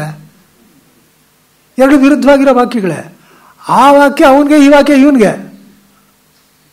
ವೇದಾಂತದಲ್ಲೂ ಹಾಗೆ, ಶಾಸ್ತ್ರದಲ್ಲೂ ಹಾಗೆ. ಕರ್ಮಣ್ಯ ಅಧಿಕಾರಸ್ಥೆ, ನಿನಗೆ ಕರ್ಮದಲ್ಲಿ ಅಧಿಕಾರ. ಇನ್ನೊಬ್ಬ ಇದ್ದಾನೆ, ಅವನು ಯಾವನೊಬ್ಬ, ಅವನಿಗೆ ಬೇಡ ಬಿಡು, ನೀನು ಮಾಡು. ಅದಕ್ಕೋಸ್ಕರ ಏನಿದೆ, ಶಾಸ್ತ್ರದ ಅನೇಕರು ವಿರೋಧವನ್ನು ಕಾಣ್ತಾರೆ. ಅವ್ರಿಗೆ ಇಲ್ಲೇ ಅವ್ರ ವಿವೇಕ ತಪ್ಪೋದು ಏನಂದರೆ, ಎಲ್ಲ ಅನಾದಿ ಕಾಲದಿಂದ ಅನಂತ ಕಾಲದವರೆಗಿರ್ತಕ್ಕಂಥ ಎಲ್ಲ ಜೀವರುಗಳಿಗೂ ಉಪದೇಶ ಮಾಡ್ತಾ ಇದೆ ಶಾಸ್ತ್ರ. ಅಲ್ಲಿ ವೇದಾಂತವನ್ನು ಹೇಳುತ್ತೆ, ಕರ್ಮವನ್ನು ಹೇಳುತ್ತೆ, ಉಪಾಸನೆಯೂ ಹೇಳುತ್ತೆ, ಸನ್ಯಾಸನೂ ಹೇಳುತ್ತೆ, ಎಲ್ಲ ಹೇಳುತ್ತೆ. ಯಾರು ಯಾವುದು ಬೇಕೋ ಅದಂತಾನೆ ತಗೋಬೇಕು ಅಂತಾನೆ. ಆದ್ದರಿಂದ ಈ ಪ್ರಿನ್ಸಿಪಲ್, ಜನರಲ್ ಪ್ರಿನ್ಸಿಪಲ್ಸ್ ತಿಳ್ಕೊಳ್ಳಿ, ವೇದದಲ್ಲಿ ಬರ್ತಕ್ಕಂಥದ್ದೇ. ಅದಕ್ಕೋಸ್ಕರನೇ ಶಾಸ್ತ್ರವನ್ನು ಹೇಗೆ ತಿಳ್ಕೊಳ್ಬೇಕು ಅನ್ನೋದಕ್ಕೆ ಕರ್ಮಕಾಂಡಕ್ಕೊಂದು ಶಾಸ್ತ್ರ ಇದೆ, ಜ್ಞಾನಕಾಂಡಕ್ಕೊಂದು ಶಾಸ್ತ್ರ ಇದೆ. ನೀವು ಕರ್ಮಕಾಂಡದಲ್ಲಿ ತಿಳ್ಕೊಳ್ಳುವಾಗ ವೇದಾಂತ ಹೇಳ್ತಾರೇನಪ್ಪ, ಸ್ವಲ್ಪ ವಿವೇಕ ಮಾಡಿ. 8-10 ವರ್ಷ ಮೀಮಾಂಸಾ ಶಾಸ್ತ್ರ ಓದ್ತಾರಲ್ಲ, ಏನು ಯಾತಕ್ಕೆ ಓದಿದ್ದು? ಎಲ್ಲ ಮಿಥ್ಯರಿ. ಮಿತಿ ಓದಿದ್ಯಾಕ್ರಿ? ಅದೇ ಕೆಲಸ 10 ವರ್ಷ ನೀವು ಹಾಗೆ ನನಗೆ ಊಟ ಹಾಕಿ ಕಲಿಸ್ಕೊಟ್ರೆ ಯಾತಕ್ಕೆ ಕಲಿಸಿದ್ರಿ ನೀವು? ಯಾರಾದ್ರೂ ಕೇಳಿದ್ರೆ ಏನು ಹೇಳ್ಬೇಕು ಹೇಳಿ? ಗೊತ್ತಾಯ್ತೋ ಇಲ್ಲ? ಅರೆ ಅಲ್ಲಿ ಮಾತಾಡುವಾಗ ಅದೇ ಮಾತಾಡ್ಬೇಕಯ್ಯ, ಇಲ್ಲಿಲ್ಲ ಅಷ್ಟೇ.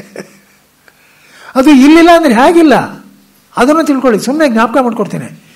ಇಲ್ಲಿ ಬಂದಮೇಲೆ ಏನೂ ಇಲ್ಲ ಅಂತ ಹೇಳಿದ್ರೆ ಏನೂ ಇಲ್ಲ ಅಂತಲ್ಲ, ನೀ ಏನಿದೆ ಅಂತ ಅಂದ್ಕೊಂಡಿದ್ಯೋ ಅದು ನೀನೇ ಅಂತ, ಅದನ್ನು ಜ್ಞಾಪಕ ಇಟ್ಕೊಳ್ಳಿ. ಗೊತ್ತಾಯ್ತಾ? ಆದ್ದರಿಂದ ಇರುವುದಿಲ್ವಾದ್ರು ಹಾಗೆಯೇ ಉಪಲಂಭದಿಂದಲೂ ಸಮಾಚಾರದಿಂದಲೂ ಅಂದ್ರೇನು, ತಿಳ್ಕೊಳ್ಳೋದು ಅನ್ನೋದ್ರಿಂದ ಸತ್ಕರ್ಮ ಮಾಡೋದು ಕೂಡ ಭೇದ ರೂಪವಾದ, ಇಲ್ಲಿ ಶಂಕರ್ ಗ್ರೇಟ್ನೆಸ್ಸು, ದ್ವೈತ ವಸ್ತು ಇದೆ ಎನ್ನುವರು. ಇಲ್ಲಿ ಹೊಡೆದಾಗ್ತಾ ಇರೋದು ವಸ್ತುವನ್ನಲ್ಲ, ದ್ವೈತ ವಸ್ತುವನ್ನ. ನೀವು ಉದ್ದಕ್ಕೂ ಫಾಲೋ ಮಾಡ್ತಾ ಇದ್ದೀರಪ್ಪ ಸರಿಯಾಗಿ. ಹೊಡಿತಾ ಇರೋದು ಯಾವುದನ್ನ? ಅದು ಇಲ್ವೇ ಇಲ್ಲ ಅಂತೆಲ್ಲ ಹೇಳ್ತಾ ಇರೋದು ದ್ವೈತ ವಸ್ತುವನ್ನು ಹೊಡಿತಾ ಇದ್ದಾರೆ. ಅದನ್ನು ನಾನು ಆತ್ಮನೇ, ಎಲ್ಲವೂ ಆತ್ಮನೇ ಅಂತ ತಿಳ್ಕೊಂಡ್ರೆ ಅಲ್ಲಿಗೆ ಹೋಯ್ತು, ದ್ವೈತ ಇಲ್ಲ ಅವಾಗ. ದ್ವೈತ ವಸ್ತು ಇದೆ ಎನ್ನುವರು. ಆದ್ದರಿಂದ ಉಪಲಂಭ ಸಮಾಚಾರಗಳು, ಅರಿವು, ಕರ್ಮಗಳು ದ್ವೈತ ವಸ್ತು ನಿಜವಾಗಿದೆ ಎಂಬುದಕ್ಕೆ ಹೇತುಗಳಾಗೋದಿಲ್ಲ. ಶಾಸ್ತ್ರ ಪ್ರಮಾಣವೂ ಇದೆ, ಆದರೆ ದ್ವೈತ ವಸ್ತು ಇದೆ ಅಂತಲ್ಲ. ಅದಕ್ಕೇನು ಮಾಡುತ್ತೆ? ದ್ವೈತ ವಸ್ತು ಇಟ್ಕೊಂಡು ಹೇಳಿದೆ. ಕೊನೆಯಲ್ಲಿ ಏನು ಹೇಳುತ್ತೆ? ಯತ್ರ ದ್ವೈತಮಿವ ಭವತಿ ತದಿತರ ಇತರಂ ಪಶ್ಯತಿ, ಇತರಂ ಶೃಣೋತಿ, ಇತರಂ ಜಿಘ್ರತಿ. ಯತ್ರ ಸರ್ವಾತ್ಮ ವಿಭಾವ ತತ್ಕೇನಕಂ ಪಶ್ಯೇತ್, ತತ್ಕೇನಕಂ ಅನ್ವಿತ, ಕೇನಕಂ ಶೃಣುಯಾತ್. ಅಲ್ಲಿ ಇವರು ಮಾಡ್ತಾ ಇದ್ರು. ಗೊತ್ತಾಯ್ತಲ್ಲ? ಇಲ್ಲೇ ಬಂದಿದ್ದರಿಂದ ಹೇಳ್ಬೇಕಾಗತ್ತೆ. ನನಗೆ ಯಾವುದೋ ಒಂದ್ರಲ್ಲಿ ನಂಬಿಕೆ ಇದೆ, ಇದು ಪ್ಲೇಸ್ಬೋ ಎಫೆಕ್ಟ್ ಅಂತಾರೆ, ಗೊತ್ತಿರುತ್ತೆ. ಏನು ಪ್ಲೇಸ್ಬೋ ಎಫೆಕ್ಟ್ ಅಂತ? ಪ್ಲೇಸ್ಬೋ ಎಫೆಕ್ಟ್ ಅಂದ್ರೆ ನನಗೆ ಯಾವುದರಲ್ಲೂ ನಂಬಿಕೆ ಇದೆ, ಆ ನಂಬಿಕೆ ಇರೋದ್ರಿಂದ ನಂಗೆ ಒಳ್ಳೇದಾಗುತ್ತೆ. ಆದ್ರೆ ಆ ನಂಬಿಕೆ ಯಾವುದ್ರಲ್ಲಿ ಇಟ್ಟಿರ್ತೀನೋ ಅದು ನಿಜ ಆಗ್ಬೇಕಾಗಿಲ್ಲ. ಇದೇ ಇಲ್ಲಿ ಹೇಳ್ತಾ ಇರೋದು. ನನಗೆ ನಂಬಿಕೆಯನ್ನು ಒಳ್ಳೇದಾಗ್ಬೋದು, ಆದ್ರೆ ಇದು ಅದಕ್ಕೆ ಕಾರಣವಲ್ಲ. ಹೇಗೆ ಅಂದ್ರೆ ಎಕ್ಸಾಂಪಲ್ ಕೊಡ್ತಾರೆ. ಯಾವ ಒಬ್ರು ವೈದ್ಯರು ನನಗೆ ಪೂರ್ತಿ ನಂಬಿಕೆ, ಅವರು ಒಂದು ಬಾಟ್ಲಲ್ಲಿ ನೀರು ಕೊಟ್ಬಿಟ್ಟು ಕುಡಿಯಪ್ಪ ಅಂದ್ರೆ ಹುಷಾರಾಗುತ್ತೆ, ಗ್ಯಾರಂಟಿ ಹುಷಾರಾಗುತ್ತೆ. ಆದ್ರೆ ನೀರು ಔಷಧಿ ಅಲ್ಲ, ಅದು ನನ್ನ ನಂಬಿಕೆಯಿಂದ ಗುಣವಾಗಿದೆ, ಅದು ಹಾಗೆ ಆಗುತ್ತೆ, 100% ಆಗುತ್ತೆ. ಒಂದು ನಿಮಿಷ, ಇಲ್ಲೊಂದು ಸ್ವಲ್ಪ ಶಾಸ್ತ್ರ ಪ್ರಕಾರ ಸ್ವಲ್ಪ ತಿದ್ದುಪಡಿ ಮಾಡಬೇಕು. ಗೊತ್ತಾಯ್ತಾ? ಅಲ್ಲಿ ಇದಕ್ಕಿಂತ ಸ್ಟ್ರಾಂಗ್ ಆಗಿರೋ ಒಂದು ದೃಷ್ಟಾಂತ ಇದೆ. ಏನು ಗೊತ್ತೇನೋ? ಇವಾಗ ಎಲ್ರದ್ದು ಈ ಮೊಣಕಾಲು ಮೂಳೆ ತೆಗೆಸಾಕೋದು ಎಲ್ರಿಗೂ ಬಂದ್ಬಿಡ್ತಲ್ಲಪ್ಪ. ಅದು ತುಪ್ಪ ತಿನ್ಬೇಡಿ ಅಂತ ಹೇಳ್ಬಿಟ್ಟು, ತುಪ್ಪ ತಿನ್ಬೇಡಿ ಅಂತ ಹೇಳೋದು, ಆಮೇಲೆ ಆಪರೇಷನ್ಗೆ ಬನ್ನಿ ಅಂತ ಹೇಳೋದು. ಗೊತ್ತಾಯ್ತಾ? ಅದು ಆಪರೇಷನ್ ಕರೆಸ್ಕೊಳ್ಳೋದಕ್ಕೋಸ್ಕರ ತುಪ್ಪ ತಿನ್ಬೇಡಿ ಅಂತ ಹೇಳಿರೋದು. ಗೊತ್ತಾಯ್ತಾ? ಅದಿರಲಿ, ಎಲ್ಲರೂ ಹೋಗ್ತಾ ಇದಾರಲ್ಲ. ಏನಾಗಿದೆ ಅಂದರೆ, ಇವಾಗ ರೀಸೆಂಟಾಗಿ ಒಬ್ರಿಗೆ ಏನು ಆಪರೇಷನ್ ಥಿಯೇಟ್ರಲ್ಲಿ ಕೊಡಿಸಿದ್ರು, ಎಲ್ಲ ಮಾಡಿದ್ರು ಎಲ್ಲ ಫಸ್ಟ್ ಕ್ಲಾಸ್ ಎಲ್ಲ ಮಾಡಿಬಿಟ್ಟು ತುಂಬ ಸಕ್ಸಸ್ಫುಲ್ ಆಗಿದೆ ಆಪರೇಷನು ಅಂತ ಕಳಿಸಿದ್ರು. ಅವರು ತುಂಬ ಚೆನ್ನಾಗಿದೆ ಅಂತ ಅವರು ಹೊಟ್ಟೋದ್ರು. ಆಮೇಲೆ ಸರಿ ಹೋಯ್ತು ಅವ್ರಿಗೆ ಆಪರೇಷನ್ ಮಾಡೇ ಇಲ್ಲ. ನಡೆದಿರೋದಿದ್ದು ಗೊತ್ತಾಯ್ತಲ್ವಾ? ಗೊತ್ತಾಯ್ತಾ? ಆದರೆ ಇಲ್ಲಿರೋದು ಆ ಥರ ಅಲ್ಲ.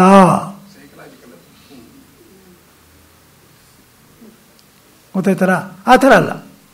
ಇಲ್ಲೇನಿರೋದು ಅಂದರೆ, ಅವನು ಸೂತರಾಮ್ ಸಂಬಂಧವೇ ಇಲ್ಲ, ಮಾಡಲೇ ಇಲ್ಲ, ಕ್ರಿಯೆನೇ ಮಾಡಲಿಲ್ಲ. ಅವನು ಸುಮ್ಮನೆ ಮಾಡಿ ಇನ್ನೂ ನಂಬಿಸಿದ್ದಾನೆ. ಅದು ಅಂದರೆ ಇವನ ನಂಬಿಕೆಯನ್ನು ಅನುಸರಿಸಿ ಸುಳ್ಳು ಹೇಳಿದ್ದಾನೆ. ಇಲ್ಲಿ ಹಾಗಲ್ಲ. ಇಲ್ಲಿ ಹೇಳೋದಕ್ಕೂ ಅದಕ್ಕೂ ವ್ಯತ್ಯಾಸ ಇದೆ. ಏನು ವ್ಯತ್ಯಾಸ ಇದೆ ಅಂದರೆ, ನೀನು ಒಂದು ವಸ್ತುವನ್ನು ತೋರಿಸಿ ಇದು ಪರಮಾತ್ಮನ ಉಪಾಸನೆ ಮಾಡು, ಪೂಜೆ ಮಾಡು ಅಂತ ಹೇಳಿದಾಗ ಇದು ಅಪ್ಪಟ ಸುಳ್ಳಲ್ಲ. ಪಾರ್ಷಿಯಲಿ ಇದು ಸತ್ಯ. ಪಾರ್ಷಿಯಲಿ ಸತ್ಯ ಅಂದರೆ ಯಾವ ಅರ್ಥದಲ್ಲಿ? ಅದರೊಳಗಡೆ ಭಗವಂತ ಇದ್ದಾನೆ. ನೀನು ಅದಕ್ಕೆ ಅಂಟ್ಕೊಂಡಿರೋ ವಿಕಾರವನ್ನು ನೀನು ಪೂಜೆ ಮಾಡ್ತಾ ಇದೀಯ. ನೀನು ಮಾಡ್ತಾ ಇದ್ರು ಅದರೊಳಗಡೆ ಏನಿದೆ ಅದು ಕೆಲಸ ಮಾಡೇ ಮಾಡುತ್ತೆ. ದೃಷ್ಟಾಂತ ನೋಡಿ, ನಾನು ತೊಗೊಂಡಿರೋದು ಒಂದು ಸ್ವಲ್ಪ ಬೇದಿ ಮಾತ್ರ ತೊಗೊಂಡಿದ್ದೀನಿ. ಅದು ಏನು ನಂಗೆ ಗೊತ್ತಿಲ್ಲ. ಆಗೋ ಕೆಲಸ ಅಂತೂ ಆಗುತ್ತೋ ಇಲ್ವೋ? ಹಾಗೇನೆ ಇಲ್ಲಿ ನಿಜವಾಗಲೂ ಒಳಗಡೆ ಇರೋದು ಭಗವಂತನು. ನಾನು ಏನು ಪೂಜೆ ಮಾಡ್ತಾ ಇದ್ದೀನೋ ಅಲ್ಲಿ ಪೂಜೆ ಮಾಡುವಂತ ಹೇಳೋದು ಶಾಲಿಗ್ರಾಮ ಪೂಜೆ ಮಾಡು ಅಂತ ಅವ್ರು ಹೇಳಿದ್ದಾರೆ ಶಾಸ್ತ್ರದಲ್ಲಿ. ಆದರೆ ನಿಜವಾಗ್ಲೂ ಇರೋದೇನೋ ಪರಮಾತ್ಮನು. ಹೌದಾನೆ? ನಾನು ಶಾಲಿಗ್ರಾಮ ಅಂತಲೇ ಪೂಜೆ ಮಾಡಿದ್ರು ಕೂಡ ಪರಮಾತ್ಮನು ಅಂತ ತಿಳ್ಕೊಂಡು ಮಾಡಿದ್ರೆ ಸುಳ್ಳಲ್ಲ, ಪ್ಲಾಸಿಬೋ ಎಫೆಕ್ಟ್ ಅಲ್ಲ. ಯಾಕೆಂದ್ರೆ ಪರಮಾತ್ಮನಿದ್ದಾನೆ, ಸಗುಣ ಬ್ರಹ್ಮ. ಅದನ್ನೇ ಸಗುಣ ಬ್ರಹ್ಮ ಅನ್ನೋದು. ಆದ್ದರಿಂದ ಪ್ಲಾಸಿಬೋ ಎಫೆಕ್ಟ್ನಲ್ಲಿ ಸುಮ್ಮನೆ ನಂಬಿಕೆ ಮೇಲೆ ಆಗಿರೋದು. ಇಲ್ಲಿ ಹಾಗಲ್ಲ, ಈ ಆಚಾರ ಇದೆ. ಬರೀ ಅರಿವಲ್ಲ. ಪ್ಲಾಸಿಬೋ ಎಫೆಕ್ಟ್ನಲ್ಲಿ ಅದು ಬರೀ ಅರಿವು. ಇಲ್ಲಿ ಸದಾಚಾರ ಇದೆಯಲ್ಲ, ಅನುಗ್ರಹ ಇದೆ. ಸ್ವಲ್ಪ ವ್ಯತ್ಯಾಸ ಬರುತ್ತೆ. ಹೌದಾಯ್ತಲ್ಲ? ಆದ್ರೆ ನೋಡಿ, ನಾ ಏನು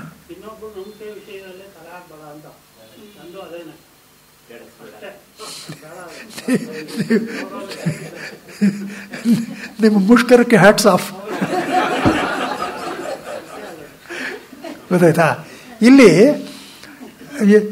ಏನೋ ಇನ್ನೊಬ್ಬರನ್ನ ಮನಸ್ಸು ನೋಯಿಸದೇ ಇರೋದಕ್ಕೋಸ್ಕರ ನೀವು ಸುಮ್ಮನಾದ್ರೆ ಹಾಗೆ.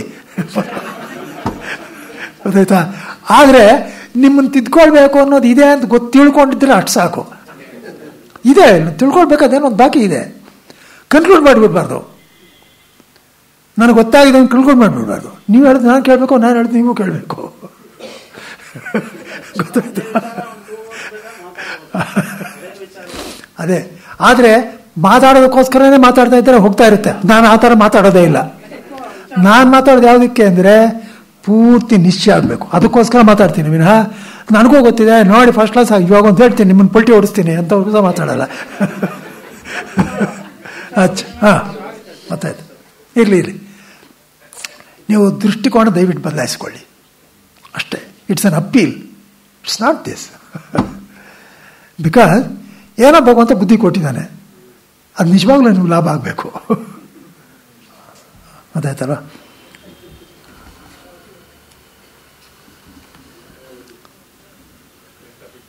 ಯಾವುದನ್ನು ಆಶ್ಚರ್ಯಿಸಿ ಹುಟ್ಟು ಮುಂತಾದ ತಪ್ಪು ತಿಳಿಕೆಗಳು ಉಂಟಾಗುತ್ತಿರುವೋ ಆ ಪರಮಾರ್ಥವಾಗಿ ನಿಜವಾಗಿರುವ ವಸ್ತು ಯಾವುದು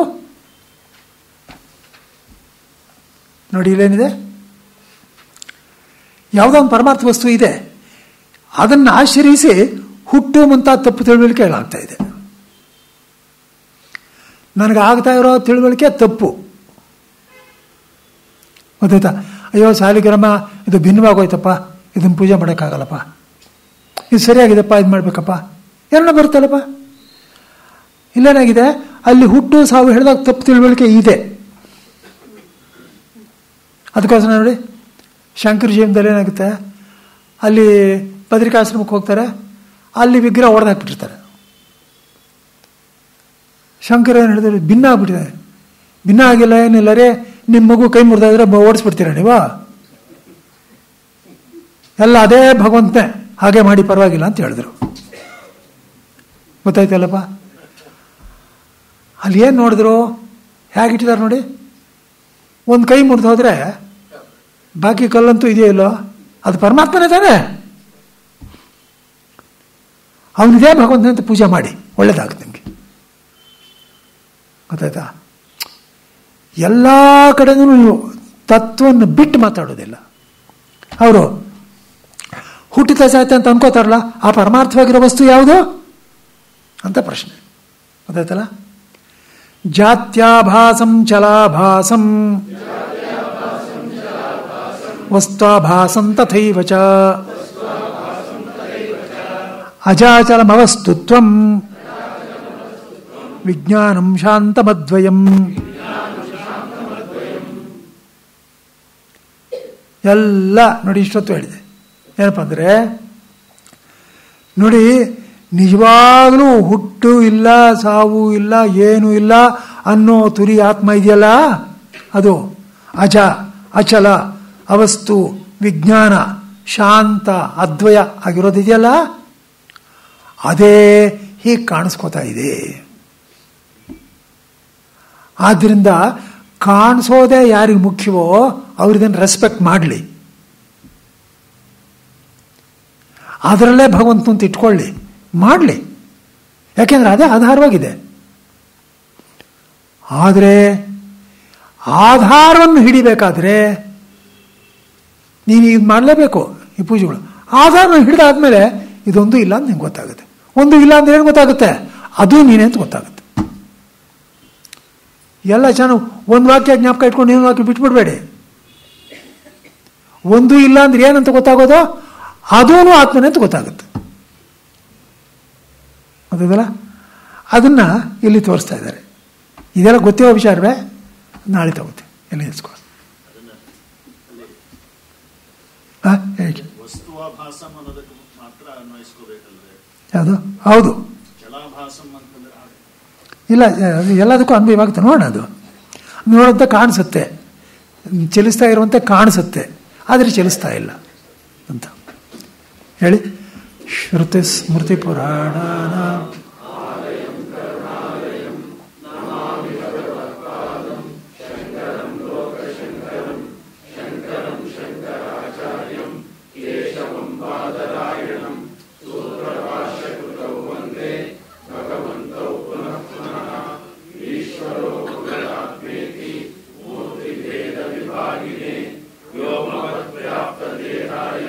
ದಕ್ಷಿಣ